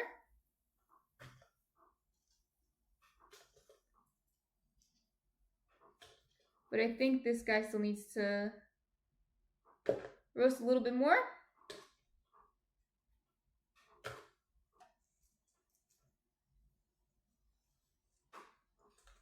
Okay, so I already put salt in. We put the peanuts in. I put some cumin seeds in. You can use ground cumin too if you don't have the whole seeds. Doesn't matter. But I'm going to use the whole seeds. I don't usually measure. I'm going to put 1 teaspoon in. I think that will be enough. You can adjust to your taste too, always. You can start with less and then add more. And then I'm going to put 1 cup of water in. It doesn't have to be filtered water. This is just easier right now.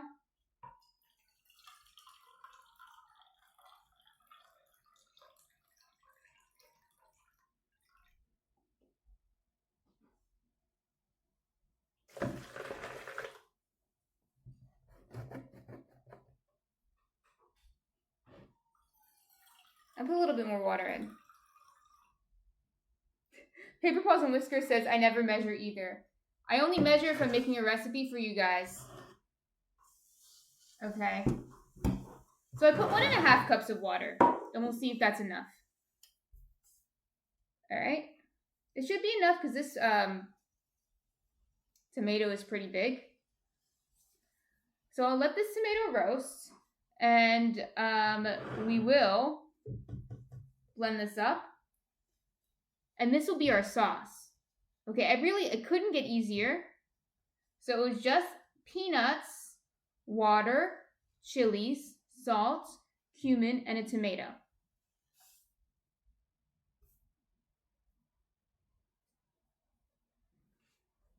And we're going to further cook it, so don't worry too much about it being raw, like if the tomato's big like this.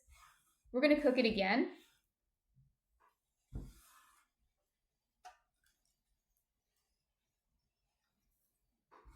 All right. This is my garbage pile. And then we're going to put the sauce on mushrooms. So I have mushrooms here. I'm going to use 1.5 cartons. So it's 16-ounce cartons, so we're using 24 ounces. So wipe the mushrooms off as best you can. You can use a towel to do this. I did that in another stream. I used a towel to wipe them off. Like a civilized person would do. Okay. See, they have dirt on them. Just wipe that off. The reason I don't wash the mushrooms with water is because the mushrooms absorb the water and it it kind of messes with the texture. Oop.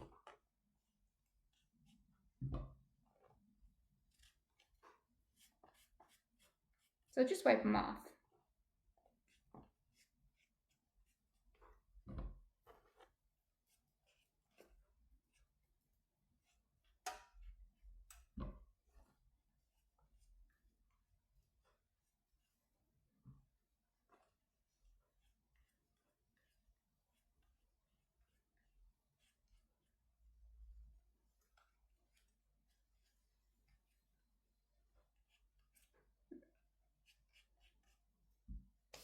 And while this is finishing, we can start cutting these up.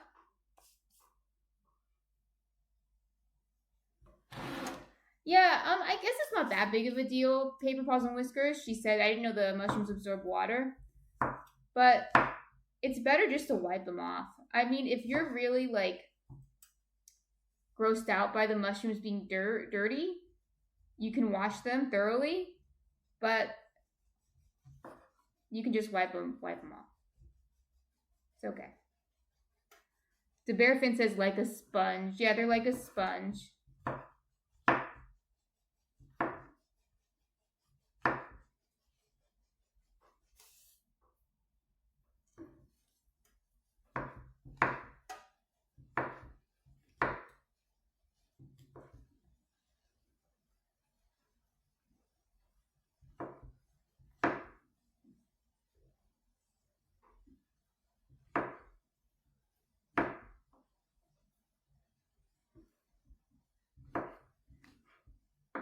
So I'm just cutting these up. I don't know how well you can see. Like this. Cutting them up like that. Chaotic food streaming today. It's alright. And I mean, if you don't like mushrooms, you can put this sauce on anything. I think this sauce would taste really good on jackfruit, on tofu. I've put this sauce on black beans quite often. If I don't want to do mushrooms, I usually put it on black beans. It's really good on black beans.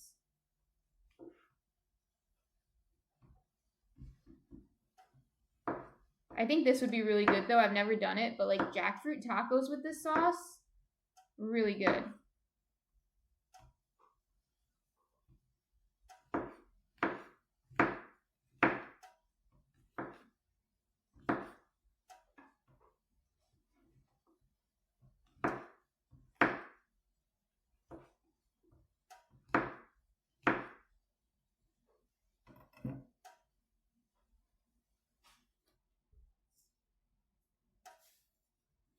Okay. So we're going to do even more mushrooms. But the thing is, mushrooms are kind of like spinach where they cook down a lot. So we kind of want a lot of mushrooms. So it lasts me a few days. I want to be able to eat this, me and my husband for a few days so I don't have to cook again. So we're going to do a lot of mushrooms. Okay.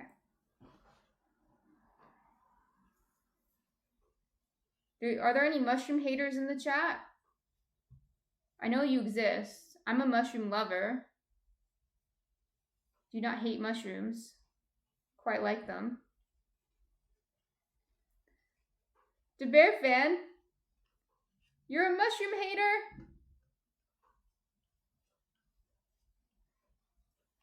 Do you like black beans, the Bear Fan?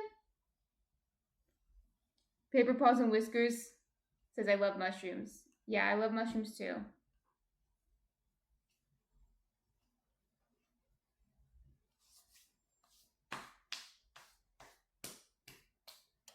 Okay.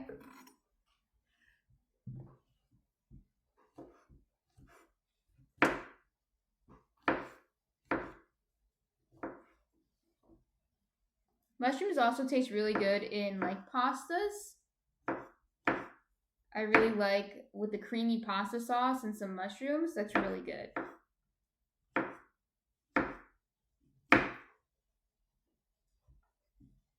The Bear Fan says wife loves them. Your wife has good taste, the Bear Fan. Let her know I said that. Your wife has good taste.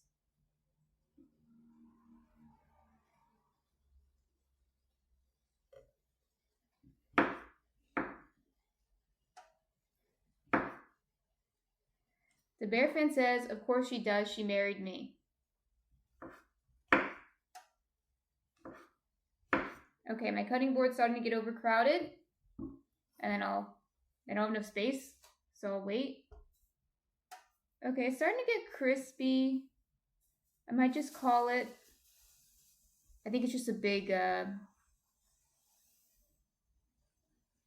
tomato. It's just a big tomato.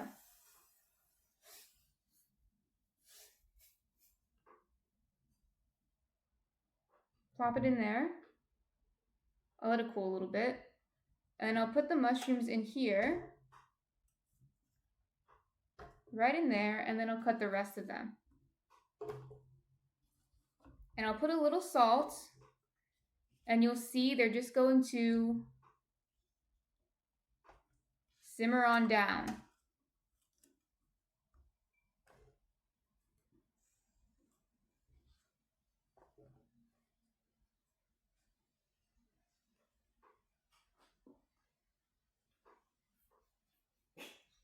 Bless you. Bless you, bless you. Oh, I don't think I put the salt.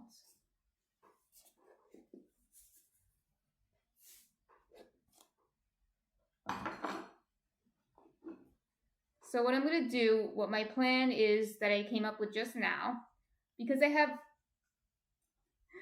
hello Munchkin, because I have limited space. Do you want some mushrooms, Munchkin? Because I have limited space, I'm going to get all the mushrooms in the pan first, and then I'm going to move this cutting board and I'm going to blend right here where the cutting board is.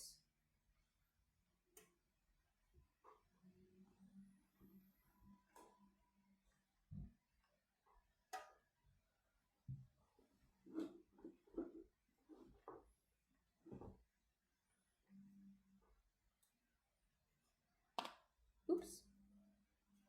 So the mushrooms are going to emit a lot of water. They're going to just like totally become like, I don't know if goopy's the right word. But yeah, they're going to emit a lot of water. Goopy's not the right word. Liquidy.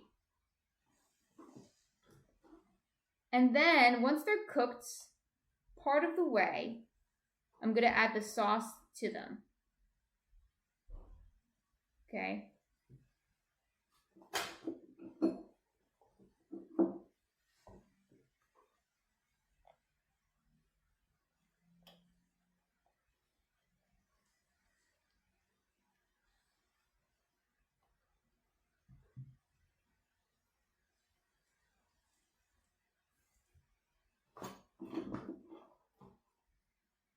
And cook them for a few more minutes. It's that easy. It's so easy, guys. It's so easy. Okay, but I think I'm going to have to wash my hands because now they're covered in dirt from the mushrooms that I wiped off. Yeah. Yeah, let me go wash really quick.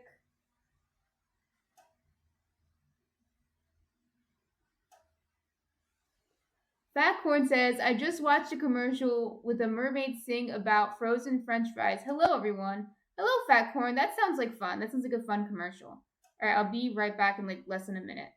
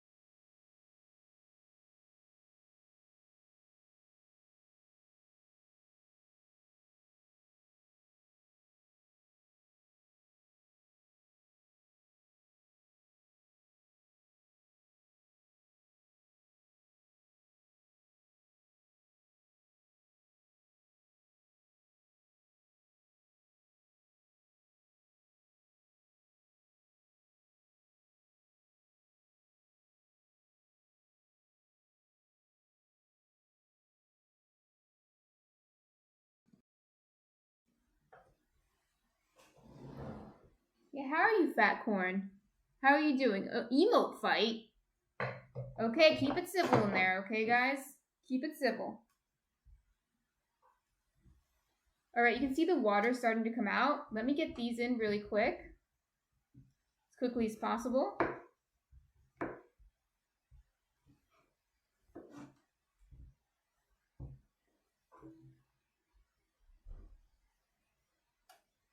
Okay.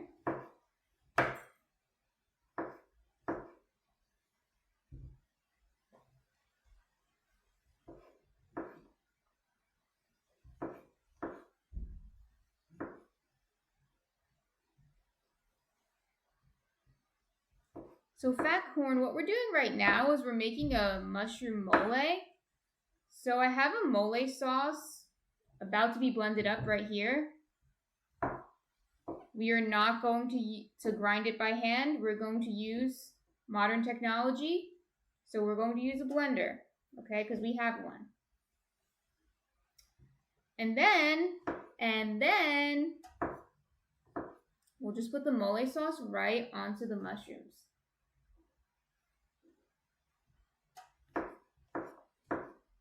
Fat Corn, are you a mushroom hater or a mushroom lover?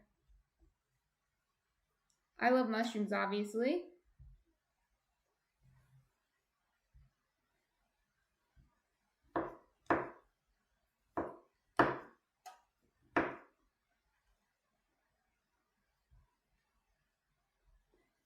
Fat Corn says, my dad calls mushrooms poison things. They can be poisonous. But Fat Corn says, I love shrooms. Good. I don't love the poison mushrooms, but I do love mushrooms.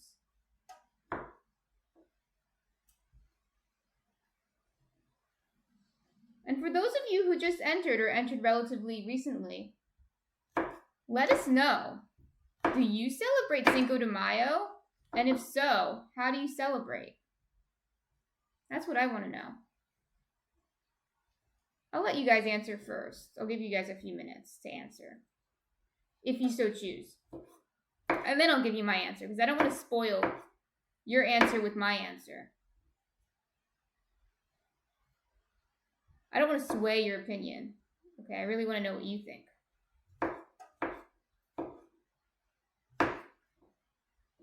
Okay, almost there.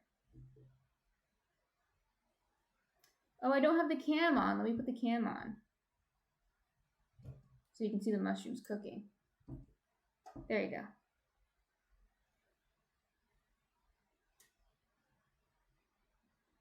Paper Paws and Whiskers says, nope, we don't celebrate Cinco de Mayo. Yeah, and Paper Paws and Whiskers, you know, not to call out your husband, but he is Mexican, right? Mexican American. And he doesn't celebrate either, right? And Fat Corn says, in Italy, pharmacists will identify wild mushrooms for you. Wow.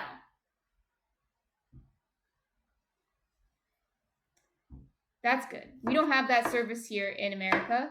We should, though, because there are some crazy wild mushrooms here, believe it or not, which I would like to be identified.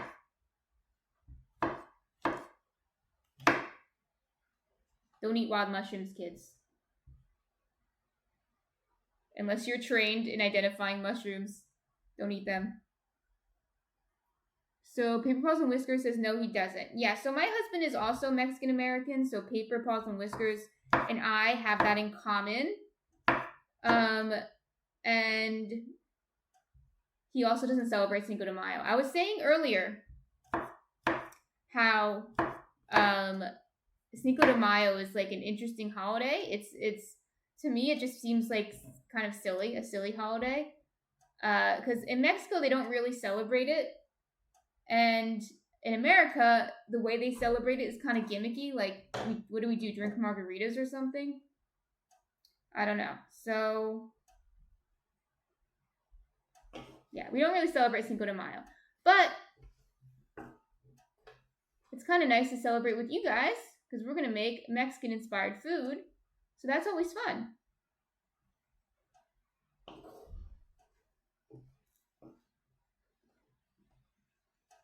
Okay.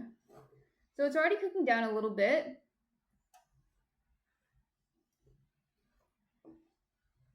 Mushrooms have a great meaty texture. For us vegans, we love mushrooms to simulate meat. At least I do. But like I said, I feel like jackfruit would work well in its place. Or beans, tofu, seitan, whatever you got.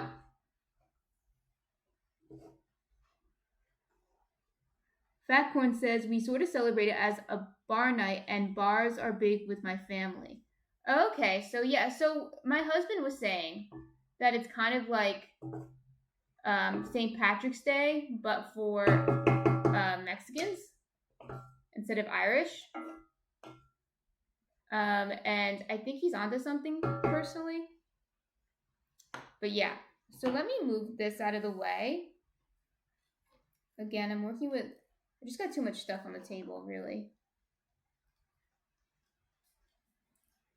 Be careful with the knife. I'm telling myself, be careful with the knife, but if you have a knife too, be careful with it. Okay. I'm gonna move it right here for now. And then we're gonna get this guy out. Okay.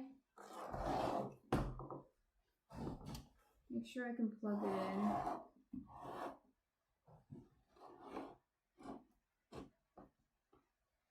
Okay. We're just gonna blend this. That's it.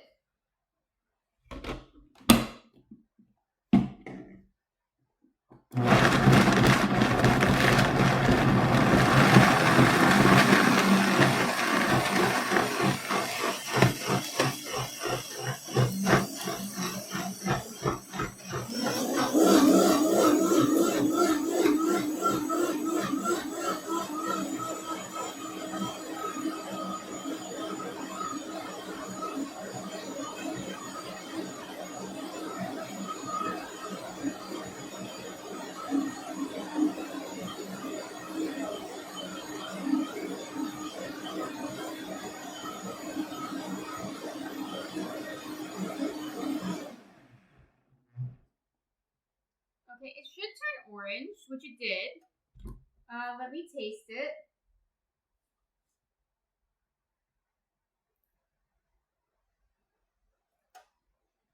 So I think it could be spicier. It is spicy though. But I think it could be spicier. So I'm gonna go get some more chilies. I'll be right back. But I'm gonna go get some more chilies and I'll show you what you can do to adjust the spiciness.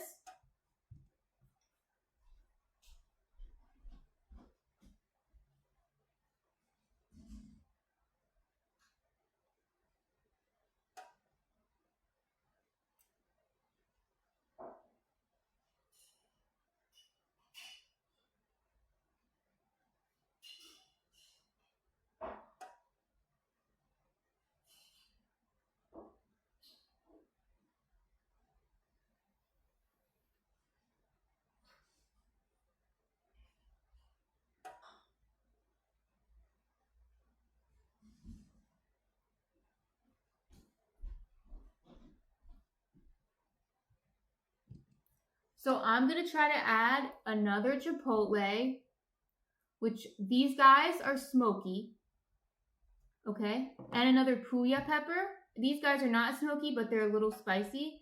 So I'm going to add these two, and I think that'll make it the right spiciness that I want. You can find these at a Mexican grocery store, or where I am, I'm lucky, they sell this at the regular grocery store where I am. But if you live in like a place with not a lot of Mexicans or Latinos, you might not be able to find this at a regular grocery store, but if you have a Latin market or a Mexican market, you should be able to. They're really tasty. I really recommend experimenting with Mexican chilies if you like chilies. All right, I'm gonna go again.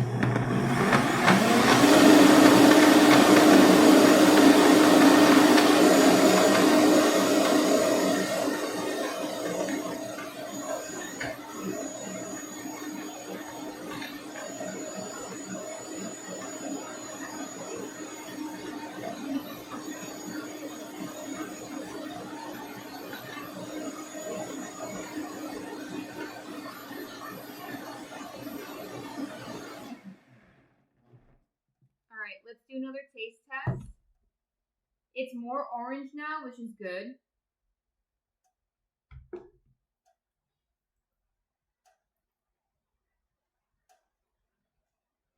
That's better. It is spicy.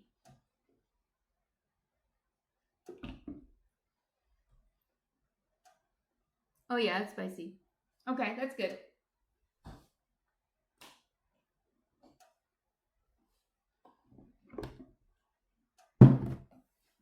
I could feel the chipotle pepper in the back of my throat. So be careful. Oh, I don't have the cam on. Okay, so now you guys can see with the cam. The mushrooms are doing good. Fatcorn says, I think I like the smoky stuff, like your peppers. Yeah, chipotle peppers are really good, really smoky. The good thing about chipotle peppers, too, is you can get them in a can, and you can get them in a powder. Like, they sell it in multiple forms. So if you can't find the whole chipotle peppers, you'll probably be able to find them in different forms, like in a like in a can or already powdered up.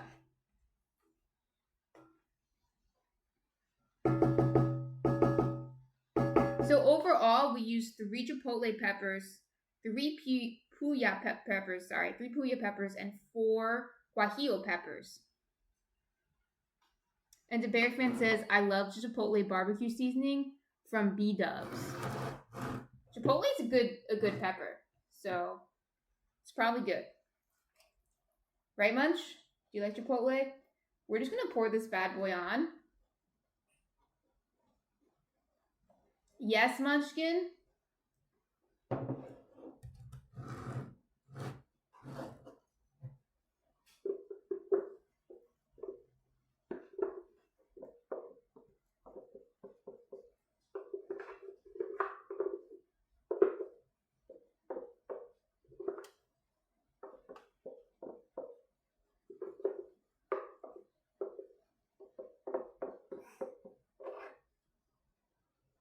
What? Munchkin's sharking me.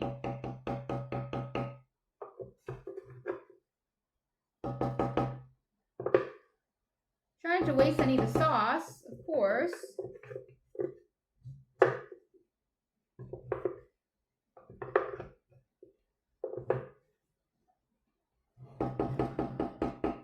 And if you like smoky stuff, but you don't like spicy stuff, because chipotle is spicy, ancho peppers are really good. They're very mild, but they are smoky. I don't have any at the moment, but they would be a good addition too. Yeah, when I'm making this, I usually just do a mix of peppers, whatever I have, and then I just taste test it until it's like spicy enough.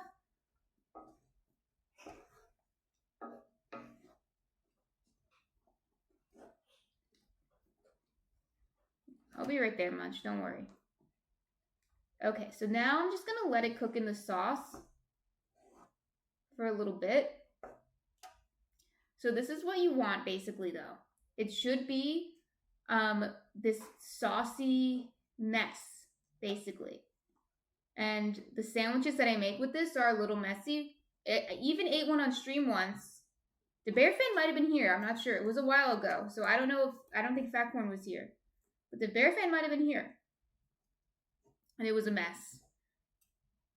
It was a mess. I'm sure there's some weirdos getting off on that. That's all I have to say, okay? Because it was a mess. But it was delicious. But you can put this, like I said, you can put this as a filling in enchiladas. You can put this in tacos. You can put this in a quesadilla. You can eat it with pasta. It's really good. And if you're allergic to peanuts, you can use a different type of nut or seed. It'll taste different because the peanuts do give it some flavor, but it'll still be good.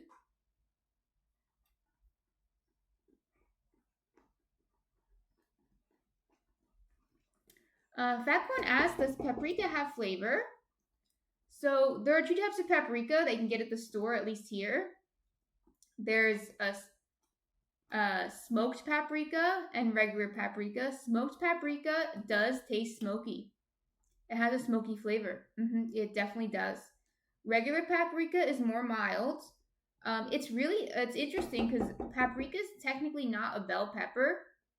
It's a different type of pepper, but it is a very mild pepper. Chef Samurai Rick, hey, welcome back. Welcome back. We're making mushroom mole right now in honor of Cinco de Mayo. The samurai's in the house. Okay, how are you doing? How are you doing, Chef Rick?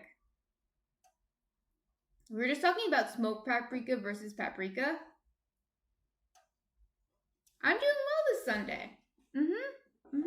Doing well.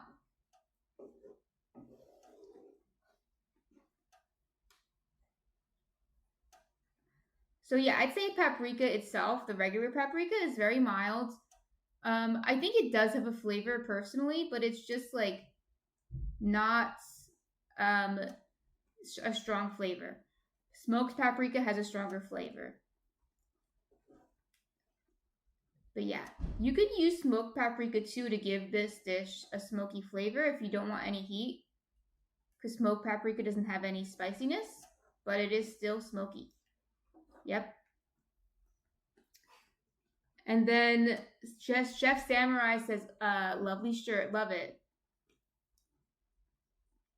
Yeah, I'm wearing this in honor of Cinco de Mayo. You can see the flowers. I had to cover it up so it doesn't get mole on it, but it is a nice shirt. Thank you, Chef Rick. And yeah, so the mole we made, it's so easy. Okay, it's not necessarily traditional. Although in Mexico they have so many different moles, they do have a peanut mole. So I didn't really make this up. This is my recipe. Like, I did make up this specific recipe, but the peanut mole idea, I can't take credit for that. There is a peanut mole sauce in Mexico, but there's like almost every type of mole sauce in Mexico. So it's just peanuts, water, cumin, salt, tomatoes, mixed Mexican chilies, and then that's it. I'm pretty sure that's all I put in here. I blended it up, and then I put it right on the mushrooms.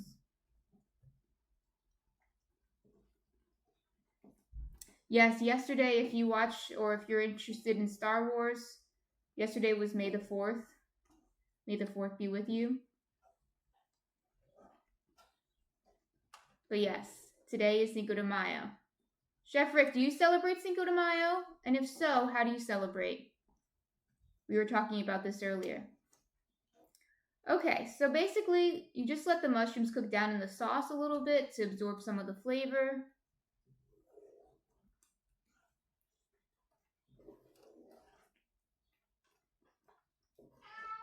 I'll be right there, Munch Munch.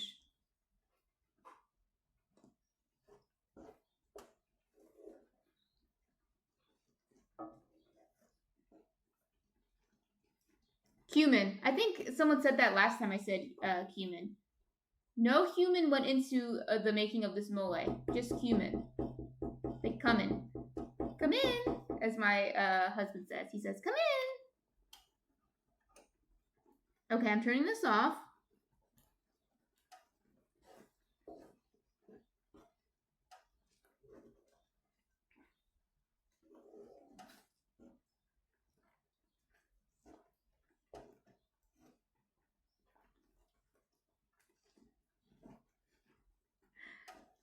Chef Rick says, yes, I live in San Diego. We are the inventors of the California burrito and the capital of the world for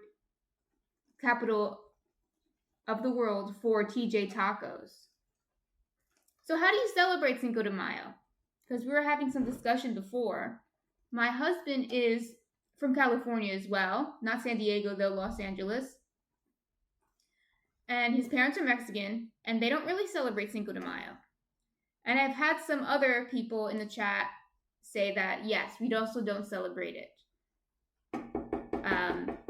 So I'm just curious to see if anyone does celebrate it and how they celebrate it. One person did say they celebrate it by going to bars and Tijuana. Oh, Tijuana. Oh, I wouldn't have known that.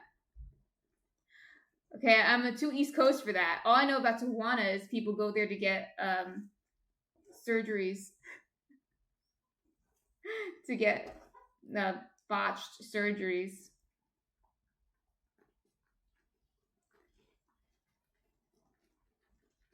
Fat Corn says, and you have beautiful 80-degree days and the best oranges I've eaten. I'm sure they do. I've never been to San Diego, but I'm sure they have great oranges. We almost went to San Diego last time we were in LA, but we decided against it. Maybe next time we'll take a pit stop. We'll take a day trip down there.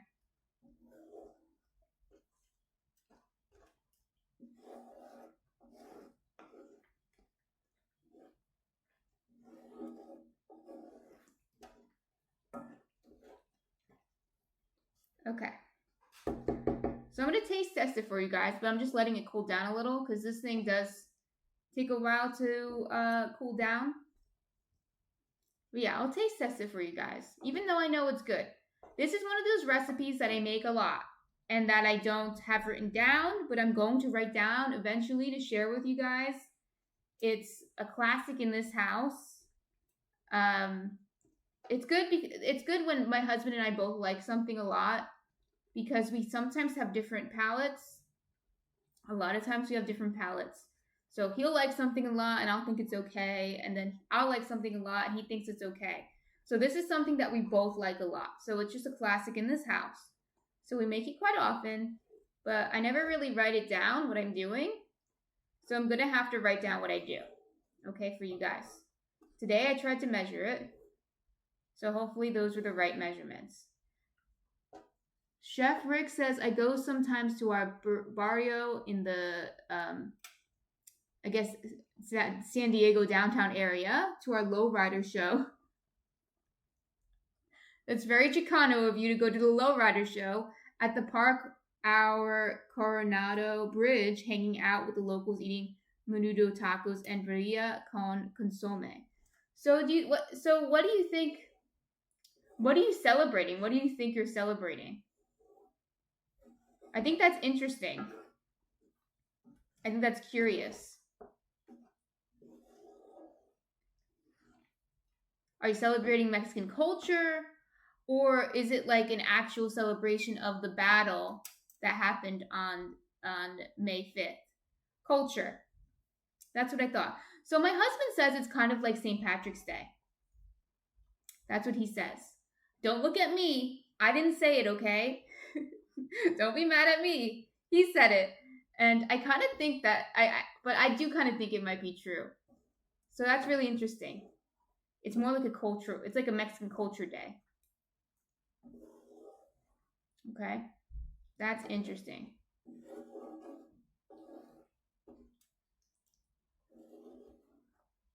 And I have a question for you too. Chef Rick says I show up with my Carnels and Mamacitas. Okay. Chef Rick, I'm assuming you said our culture, so I'm assuming you're Mexican. So do you come from like North Mexico or South Mexico? If you don't mind me asking, if you don't want to answer, feel free to not provide that information. But for example, my husband's family's from South Mexico, and maybe that might be a reason they don't celebrate. I mean, there are many reasons why people might not celebrate, but I'm wondering if that has something to do with it. Oh, Chef Rick says, I'm half Japanese and Spaniard. Oh, never mind.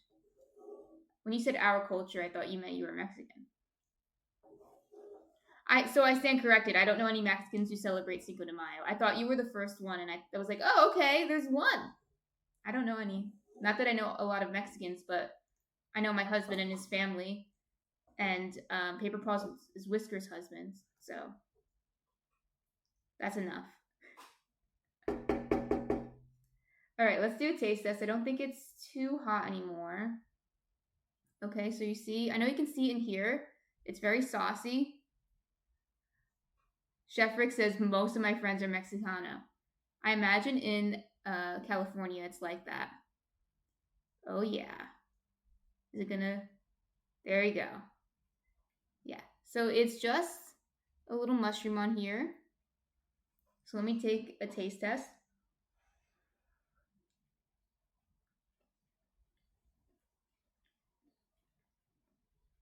Yeah, it's spicy. Yeah, that's good. So what I do with this, it's like spicy and smoky. By itself, it's really good. But what puts it over the edge is when I put it on the masa sourdough with pickled onions to give it like that sourness. If you don't want to use pickled onions or any pickles, honestly, what I would do is like put some lemon or lime juice on this because it needs some sourness. But since I'm going to put the pickled onions on it, I don't even bother usually. So I'll put some pickled onions and some arugula on it, and that's legit. That is legit. So here is the bread that I made. This is the bread I made days ago, like on Thursday I made this. Still good, just needs to be toasted. And so you can see, it's still pretty good. And this one I made with the Masa flour. So I call it like a masa sourdough or tortilla sourdough because it tastes like a corn tortilla because I use the Masa flour. It's the best of both worlds, right? Because I like sandwiches, okay? Tacos are good. I had great tacos when I was in Mexico City. I can't have tacos again because those tacos are so good. But sometimes you want a sandwich. So a lot of times I like sandwiches more than tacos. But I digress again. So if you want a taco but also want a sandwich, you can make this type of bread and then put your taco fillings right on it and make a huge messy bread, a huge messy sandwich.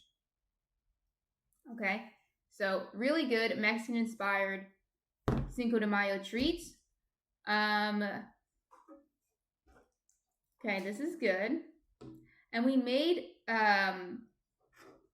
pickled onions today too, earlier. Just want to move everything out of the way again. Okay. I made a mess today, guys. But we had fun, okay? So I want to check in on the sourdough that I was making earlier to see how far along it is. It's only 11:30, so I don't think it's done fermenting yet. But let's check in on it. We moved pretty quickly today, okay? We did. We did move pretty quickly. But like I said in the beginning of the stream, I don't know, a lot of you weren't here yet. But I said earlier, like I think sometimes I overestimate my energy, my communication energy. I don't know, my socialization energy. Because yesterday I was socializing a lot because it was my friend's birthday party, which is why the stream got moved to today. And then today I was like, yeah, I'm going to do a super long stream. And then this morning I was like, no, I'm not. There's no way. But I do want to show you how far along the sourdough is that we started this morning or earlier this morning. And I also want to show you, because some of you weren't here in the beginning, I want to show you the flour I used for the masa sourdough and tell you where you can get it. Again, like at Mexican markets you can get it, but I want to show it to you. So let me get that.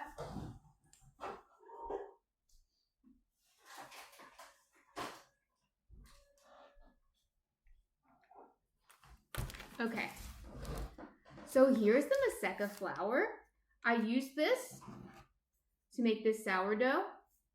Okay. Fatcorn says, I watched a Netflix cooking show about tacos, and they claim they was brought to Mexico City from the Middle East. I believe that is true, at least partially. The corn tortilla is definitely Mexican. Definitely, 100%. They've been making corn tortillas way before they had contact with Europeans. This is good history. I'm not an expert in history, by the way. I'm very bad with dates, but I'm good with general themes. So definitely the Aztecs and the previous tribes were making corn tortillas and a lot of different things with corn flour, like I have here. They're making tamales with it. Tamales, I think, were one of the first foods that they were eating, besides maybe like foraging. But like actually creating a food, they would make tamales and just stuff whatever they could into the tamale. That's an ancient food, basically. And tortillas, I don't think are that much newer than tamales. So tortillas themselves, corn tortillas, definitely they were making it before contact with Europeans. But I think what the Netflix show was talking about and what you're talking about, Fat Corn, is absolutely correct. The meat that they put on the tacos, if you go to Mexico City, they have the skewers, kind of like what do they call that? Shawarma, kind of like shawarma. The skewers with the or kebab with the meat all rotating like that. That's what fat corn I believe is referring to. That's something that definitely is similar to the Middle East, right? Like shawarmas, like kebabs. Those are Middle Eastern type foods or Greek type foods. So definitely, yes, I believe those types of foods were kind of cross culture. Like fat corn, correct me if I'm wrong. Tell me what the Netflix documentary said. But this is what I would think happened based on like my common knowledge. Probably Mexicans didn't learn it directly from Middle Easterners, although that might be possible. Most likely, Middle Easterners kind of influenced Spain, because definitely that happened. That cross cultural knowledge happened. And then Spain influenced Mexico. So it's kind of like bam, bam, bam. Like, do, do, do. Like, the Middle East influenced Spain, and Spain influenced Mexico. And there's a lot of foods in Mexico actually that are influenced by the Middle East. Some of their sweets in Mexico have orange blossom water in it. And that's something that's more common in the Middle East, but they got that from Spain, but Spain got it from, the Middle East or North Africa type influence. A similar kind of interesting cross-cultural thing happened with a lot of places in Asia, especially the Philippines, were influenced by Spain. And some other places by Portugal, like Japan and India, were influenced by Portugal. And there are Mexican buns, which we didn't make today, unfortunately, called conchas, that are very common in California as well. But there's also Mexican bun. Well, they look like conchas, but in the Philippines they have pan de sal, and like they have melon pan in Japan. There's all these types of things that look exactly the same, exactly like conchas, but they were influenced by Spain and Portugal. So that's why it looks like it wasn't influenced directly from Mexico. It was all cross-cultural through Spain. So, I mean, all cultures are the same, essentially. That's the end of my TED Talk. All cultures are the same, but that's really interesting, Fat Corn. That's really, really interesting. And I think, like, that is true. I do think that the street taco thing is kind of similar to what you'd see in the Middle East. But the corn tortilla is definitely a Mexican thing. The Bear Friend says, I could have just had dinner, but if I see a spit going, I'm getting a taco. Tacos are good, but you guys are in California, so tacos are probably good. Here, no offense to anyone who owns a taco shop here, but I'm always like, I don't trust it. But anyway, sorry. What I was saying before I digress, this is Maseca flour. This is corn flour that's been nixtamalized, which means it's been treated with lime. And not lime like the citrus lime, it's like a stone, a limestone. And this treatment changes the properties of the corn, and it makes it it's a different texture, it's a different flavor, and that's where you get the corn tortilla taste. Because corn tortillas do not taste like cornbread. Right? I love cornbread, I love corn tortillas, but they're different. They're different products. So you need to get it treated with lime in order to make it taste like a corn tortilla. Don't get me wrong, I actually have made sourdough with cornmeal in it, and it's really good. But it's different than what we're going for today, because we're going for more like a Mexican themed. And this you can use to make tacos, well, like corn tortillas to make tacos. You can use to make tamales. You can use to make a lot of different types of Mexican dishes. A lot of them use this. Do they have any? They say tortillas. Oh, just tortillas on. I wonder if they have something for tamales on here. Just tortillas, huh? Yeah, but you can use it for. Oh, here we go. Tortillas, tamales, pupusas. Atoles, which we didn't do today. We didn't do atoles. Atole is a drink. They make a drink out of this. Okay, and I've done that before, and it's really good. It's like a thick drink with corn, empanadas, gorditas, sopas, soup. Okay, so there's a lot of different types of dishes that Mexican dishes that they make with this. So if you get a big bag, it'll come in handy. You can use it for a lot of things. Okay, and I've actually also made tamales and stuffed it with this before, with this filling, and it's really good. So there's plenty of different uses for this. So I find this I can actually find at my regular old ShopRite here, which is just a normal grocery store. But depending on where you are, like a lot of you in California will have no problem. But I don't know, if you're in the Midwest or if you're in Europe, you might not be able to find this unless you have a Mexican grocery store or at least a Latin American grocery store, then you'll be able to find it. So if you're lucky enough to live by a Latin American grocery store, or maybe your regular grocery store just happens to carry this because you have a lot of maybe Mexican Americans in your neighborhood, then get it for this recipe and other recipes too. Backcorn says New Jersey, famous for tacos. Not exactly. When I was younger, I actually didn't like Mexican food. But that's because I never really had Mexican food. I only had like whatever was served to me here. And it wasn't very good. And I actually don't think so personally. I've had Mexican food in California too that I think is just okay. Better than here, but okay. The Mexican food I had in Mexico City, and it was all vegan too. It was vegan Mexican food in Mexico City. So good. Amazing. And they have a really big vegan scene in Mexico City. So if you guys, some of you watching, I know are vegans. If you are like, oh, I can't travel to Mexico because they're just going to give me meat. No, there is vegan food. And it's actually really easy to veganize Mexican food. Because they do use a lot of fresh produce and stuff. It is meat heavy at the same time, but I feel like because they use so much fresh produce, if you replace the meat with mushrooms or something, you got it, right? They have so many sauces, so many flavors, that it's easy to do that. Okay. Let's look at the doughs that we have. I don't think they're ready, but let's look at them. I'll be right with you, Munch. Don't worry.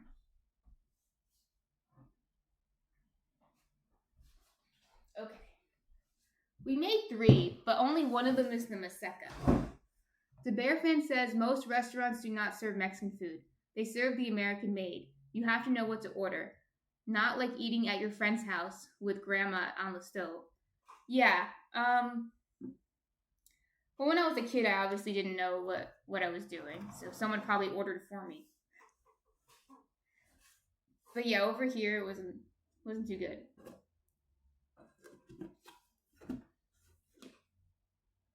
Okay, yeah, you can see it's not there yet. It's not even close, so it's going to take a while, unfortunately, that one. Let me look at the Maseca, though. This one's the spout that we made earlier. All right, this one's the one I wanted to look at. It did rise, but it's not there. It's going to take a few more hours. But I do have videos online of me shaping this. So it's on my Twitch. There's shorts on my Twitch of me actually shaping this same dough. This was actually the first bread I made on Twitch, was this Masa sourdough. It was the first one I made on Twitch. The original video got lost, the first one, but the one of me shaping it's still there. So I have it on YouTube too. I have it on YouTube and I have it on Twitch.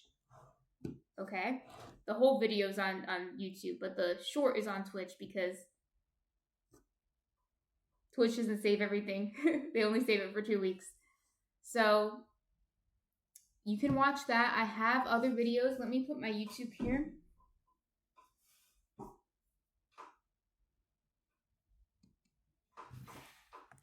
Hi, Rosa. Thank you for stopping by. We'll see you next time, Rosa. We're leaving soon anyway. Let me read some of the chats I missed before I keep blabbing off.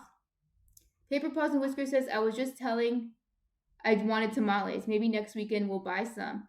Yeah, or you can make some. I know they're annoying to make, but you can make them. I mean, The most annoying thing about tamales is you need like a big pot to steam them all in. Otherwise, you're just steaming them in batches and it takes forever. But yeah, we don't have a big enough pot for tamales. But my mother-in-law has a tamale pot. So next time I go there, maybe we'll make tamales. We'll make this. I'll show her how to do this. Whenever I go there, I always show them how to cook something. I don't know if they use it again, but I always show them how to cook something when I go there. So I might show them this. Yes. So yeah, you guys should get tamales. Tamales are good. Delicious. So, yes, I put my YouTube link in there because I was just talking about how I have a lot of videos on YouTube of me baking, and I have a specific video of me baking this. I think I called it either tortilla bread or masa sourdough. So if you are like really curious about making this, I already have a video on YouTube of me making this it was like one of my first videos. It's from a while ago, but still good information, right? And I'm going to post the formal recipe on my blog. Like I said, my week is a little different this week just because I'm streaming today. Usually today I put the recipe up. I've been pretty good at putting the recipe up on Sunday. But I definitely, during this week sometime, I'll put the recipe on my blog so you guys can recreate it if you want. This one might take a little bit to get the recipe up just because I don't have infinite time to write recipes. But I'll do this eventually too. But for those of you who are here, you saw how easy it is. You can probably recreate it just by what I told you to do and just adjust it to your taste. You can make it spicier or less spicy. You can add more acid by adding some lime or lemon juice. Go for it. Go ham, right? If you don't like peanuts, use cashews or sunflower seeds or something else. I'm trying to think of something else that's cheaper. Sunflower seeds would be cheaper, okay, than cashews. Almonds might be good. Not too expensive. Not as expensive as cashews. Yeah. So, but before I head skedaddle, let me put my socials in. So there are my socials. I already talked about my YouTube. My YouTube videos, my shorts have actually been getting some like views and I'm like surprised. So check out my YouTubes. You can tell me if my you can tell me if my shorts are good. Why are they getting so many views? But I'm happy about that. I'm also on Discord.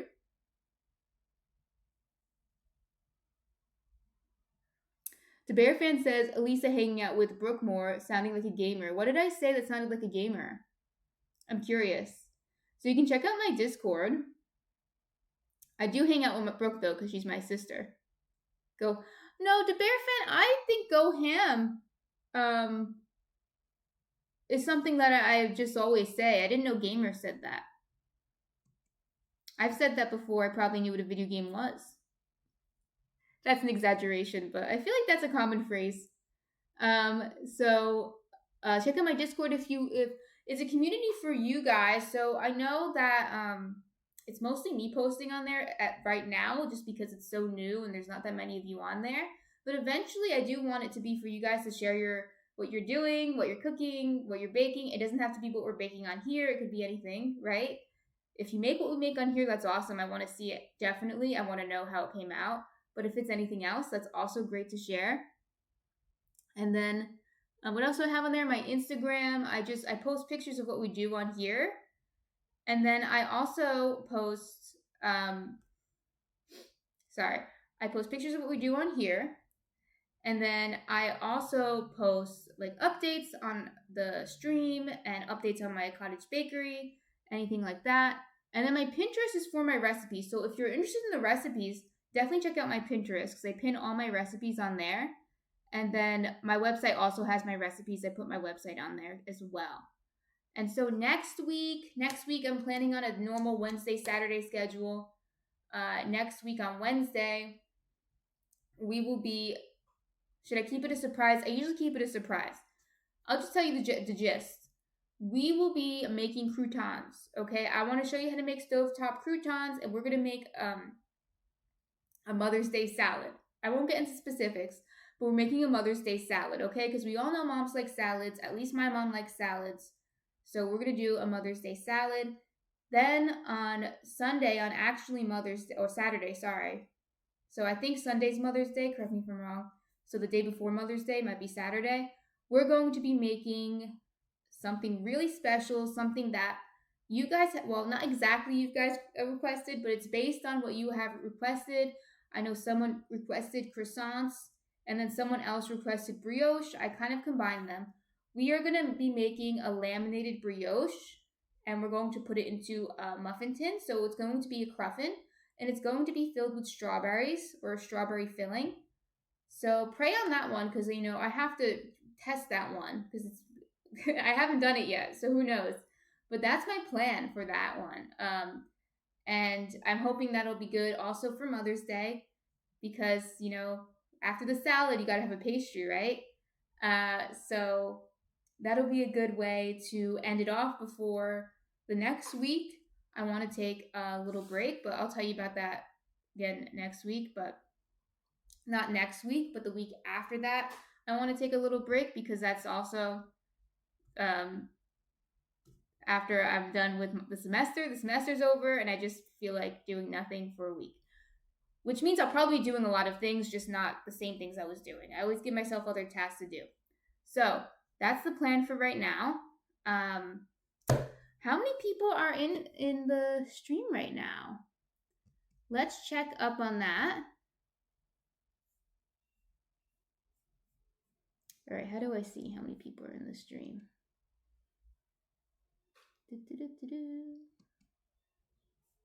4. Okay, 4. 4's good. Do you guys want to do a raid? We can do Rusty Rhymes again because the Bear fan said that they're doing a charity stream. Okay, and they're doing something where they're building things out of food. That's what the Bear fan said. So they're playing with their food, essentially. They're playing with their food. Okay? But yeah, I think we can rate them. Breakfast Castle, X-Bomb. Welcome. X-Bomb knows what's going on. Welcome, X-Bomb, to the chat. We're about to raid someone, but feel free to introduce yourself before we raid someone. I'm glad you're here. You might have been lurking the whole time. You might have been here the whole time, and I appreciate that. The Bear fan says Lady cooks it all, then they start to build it. Yeah, I told you, the Bear fan, that we would probably be done way before they were done. Okay, so eventually they will build something out of the food. Okay, and it's all for charity, so that's good. Breakfast Castle. Okay, awesome. So I'm going to rate them. Thanks, X-Bomb, for stopping by. I'm happy you're here. The Bear Fan says you're going on 3 hours. I love your longer streams. Thank you to Bear Fan. Yeah, today I wanted to go even longer, but I decided that probably not going to happen. Maybe next time. Yeah, I feel like I lose some energy after the 3 or 4 hour mark. I feel like then it's time to go. So they're Rusty Rhymes. But before I raid them, let me make sure I spelled their name right. Thank everyone for coming and celebrating Cinco de Mayo with me. Like I said, I don't really celebrate, so this is a treat for me.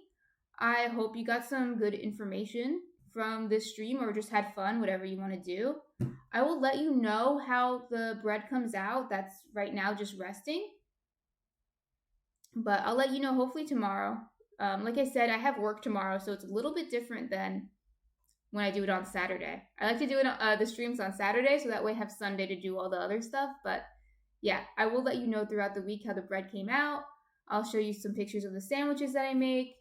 And yeah, we'll catch up right next Wednesday. Okay? So bye everyone and thank you. I'm going to press the button now to start the raid. So the raid will start briefly. So let's see. Make sure it works. Okay. We're going to be raiding soon. Have a good day, X-Bomb. Thank you for coming. I will. Thank you to Bear Fan. Okay.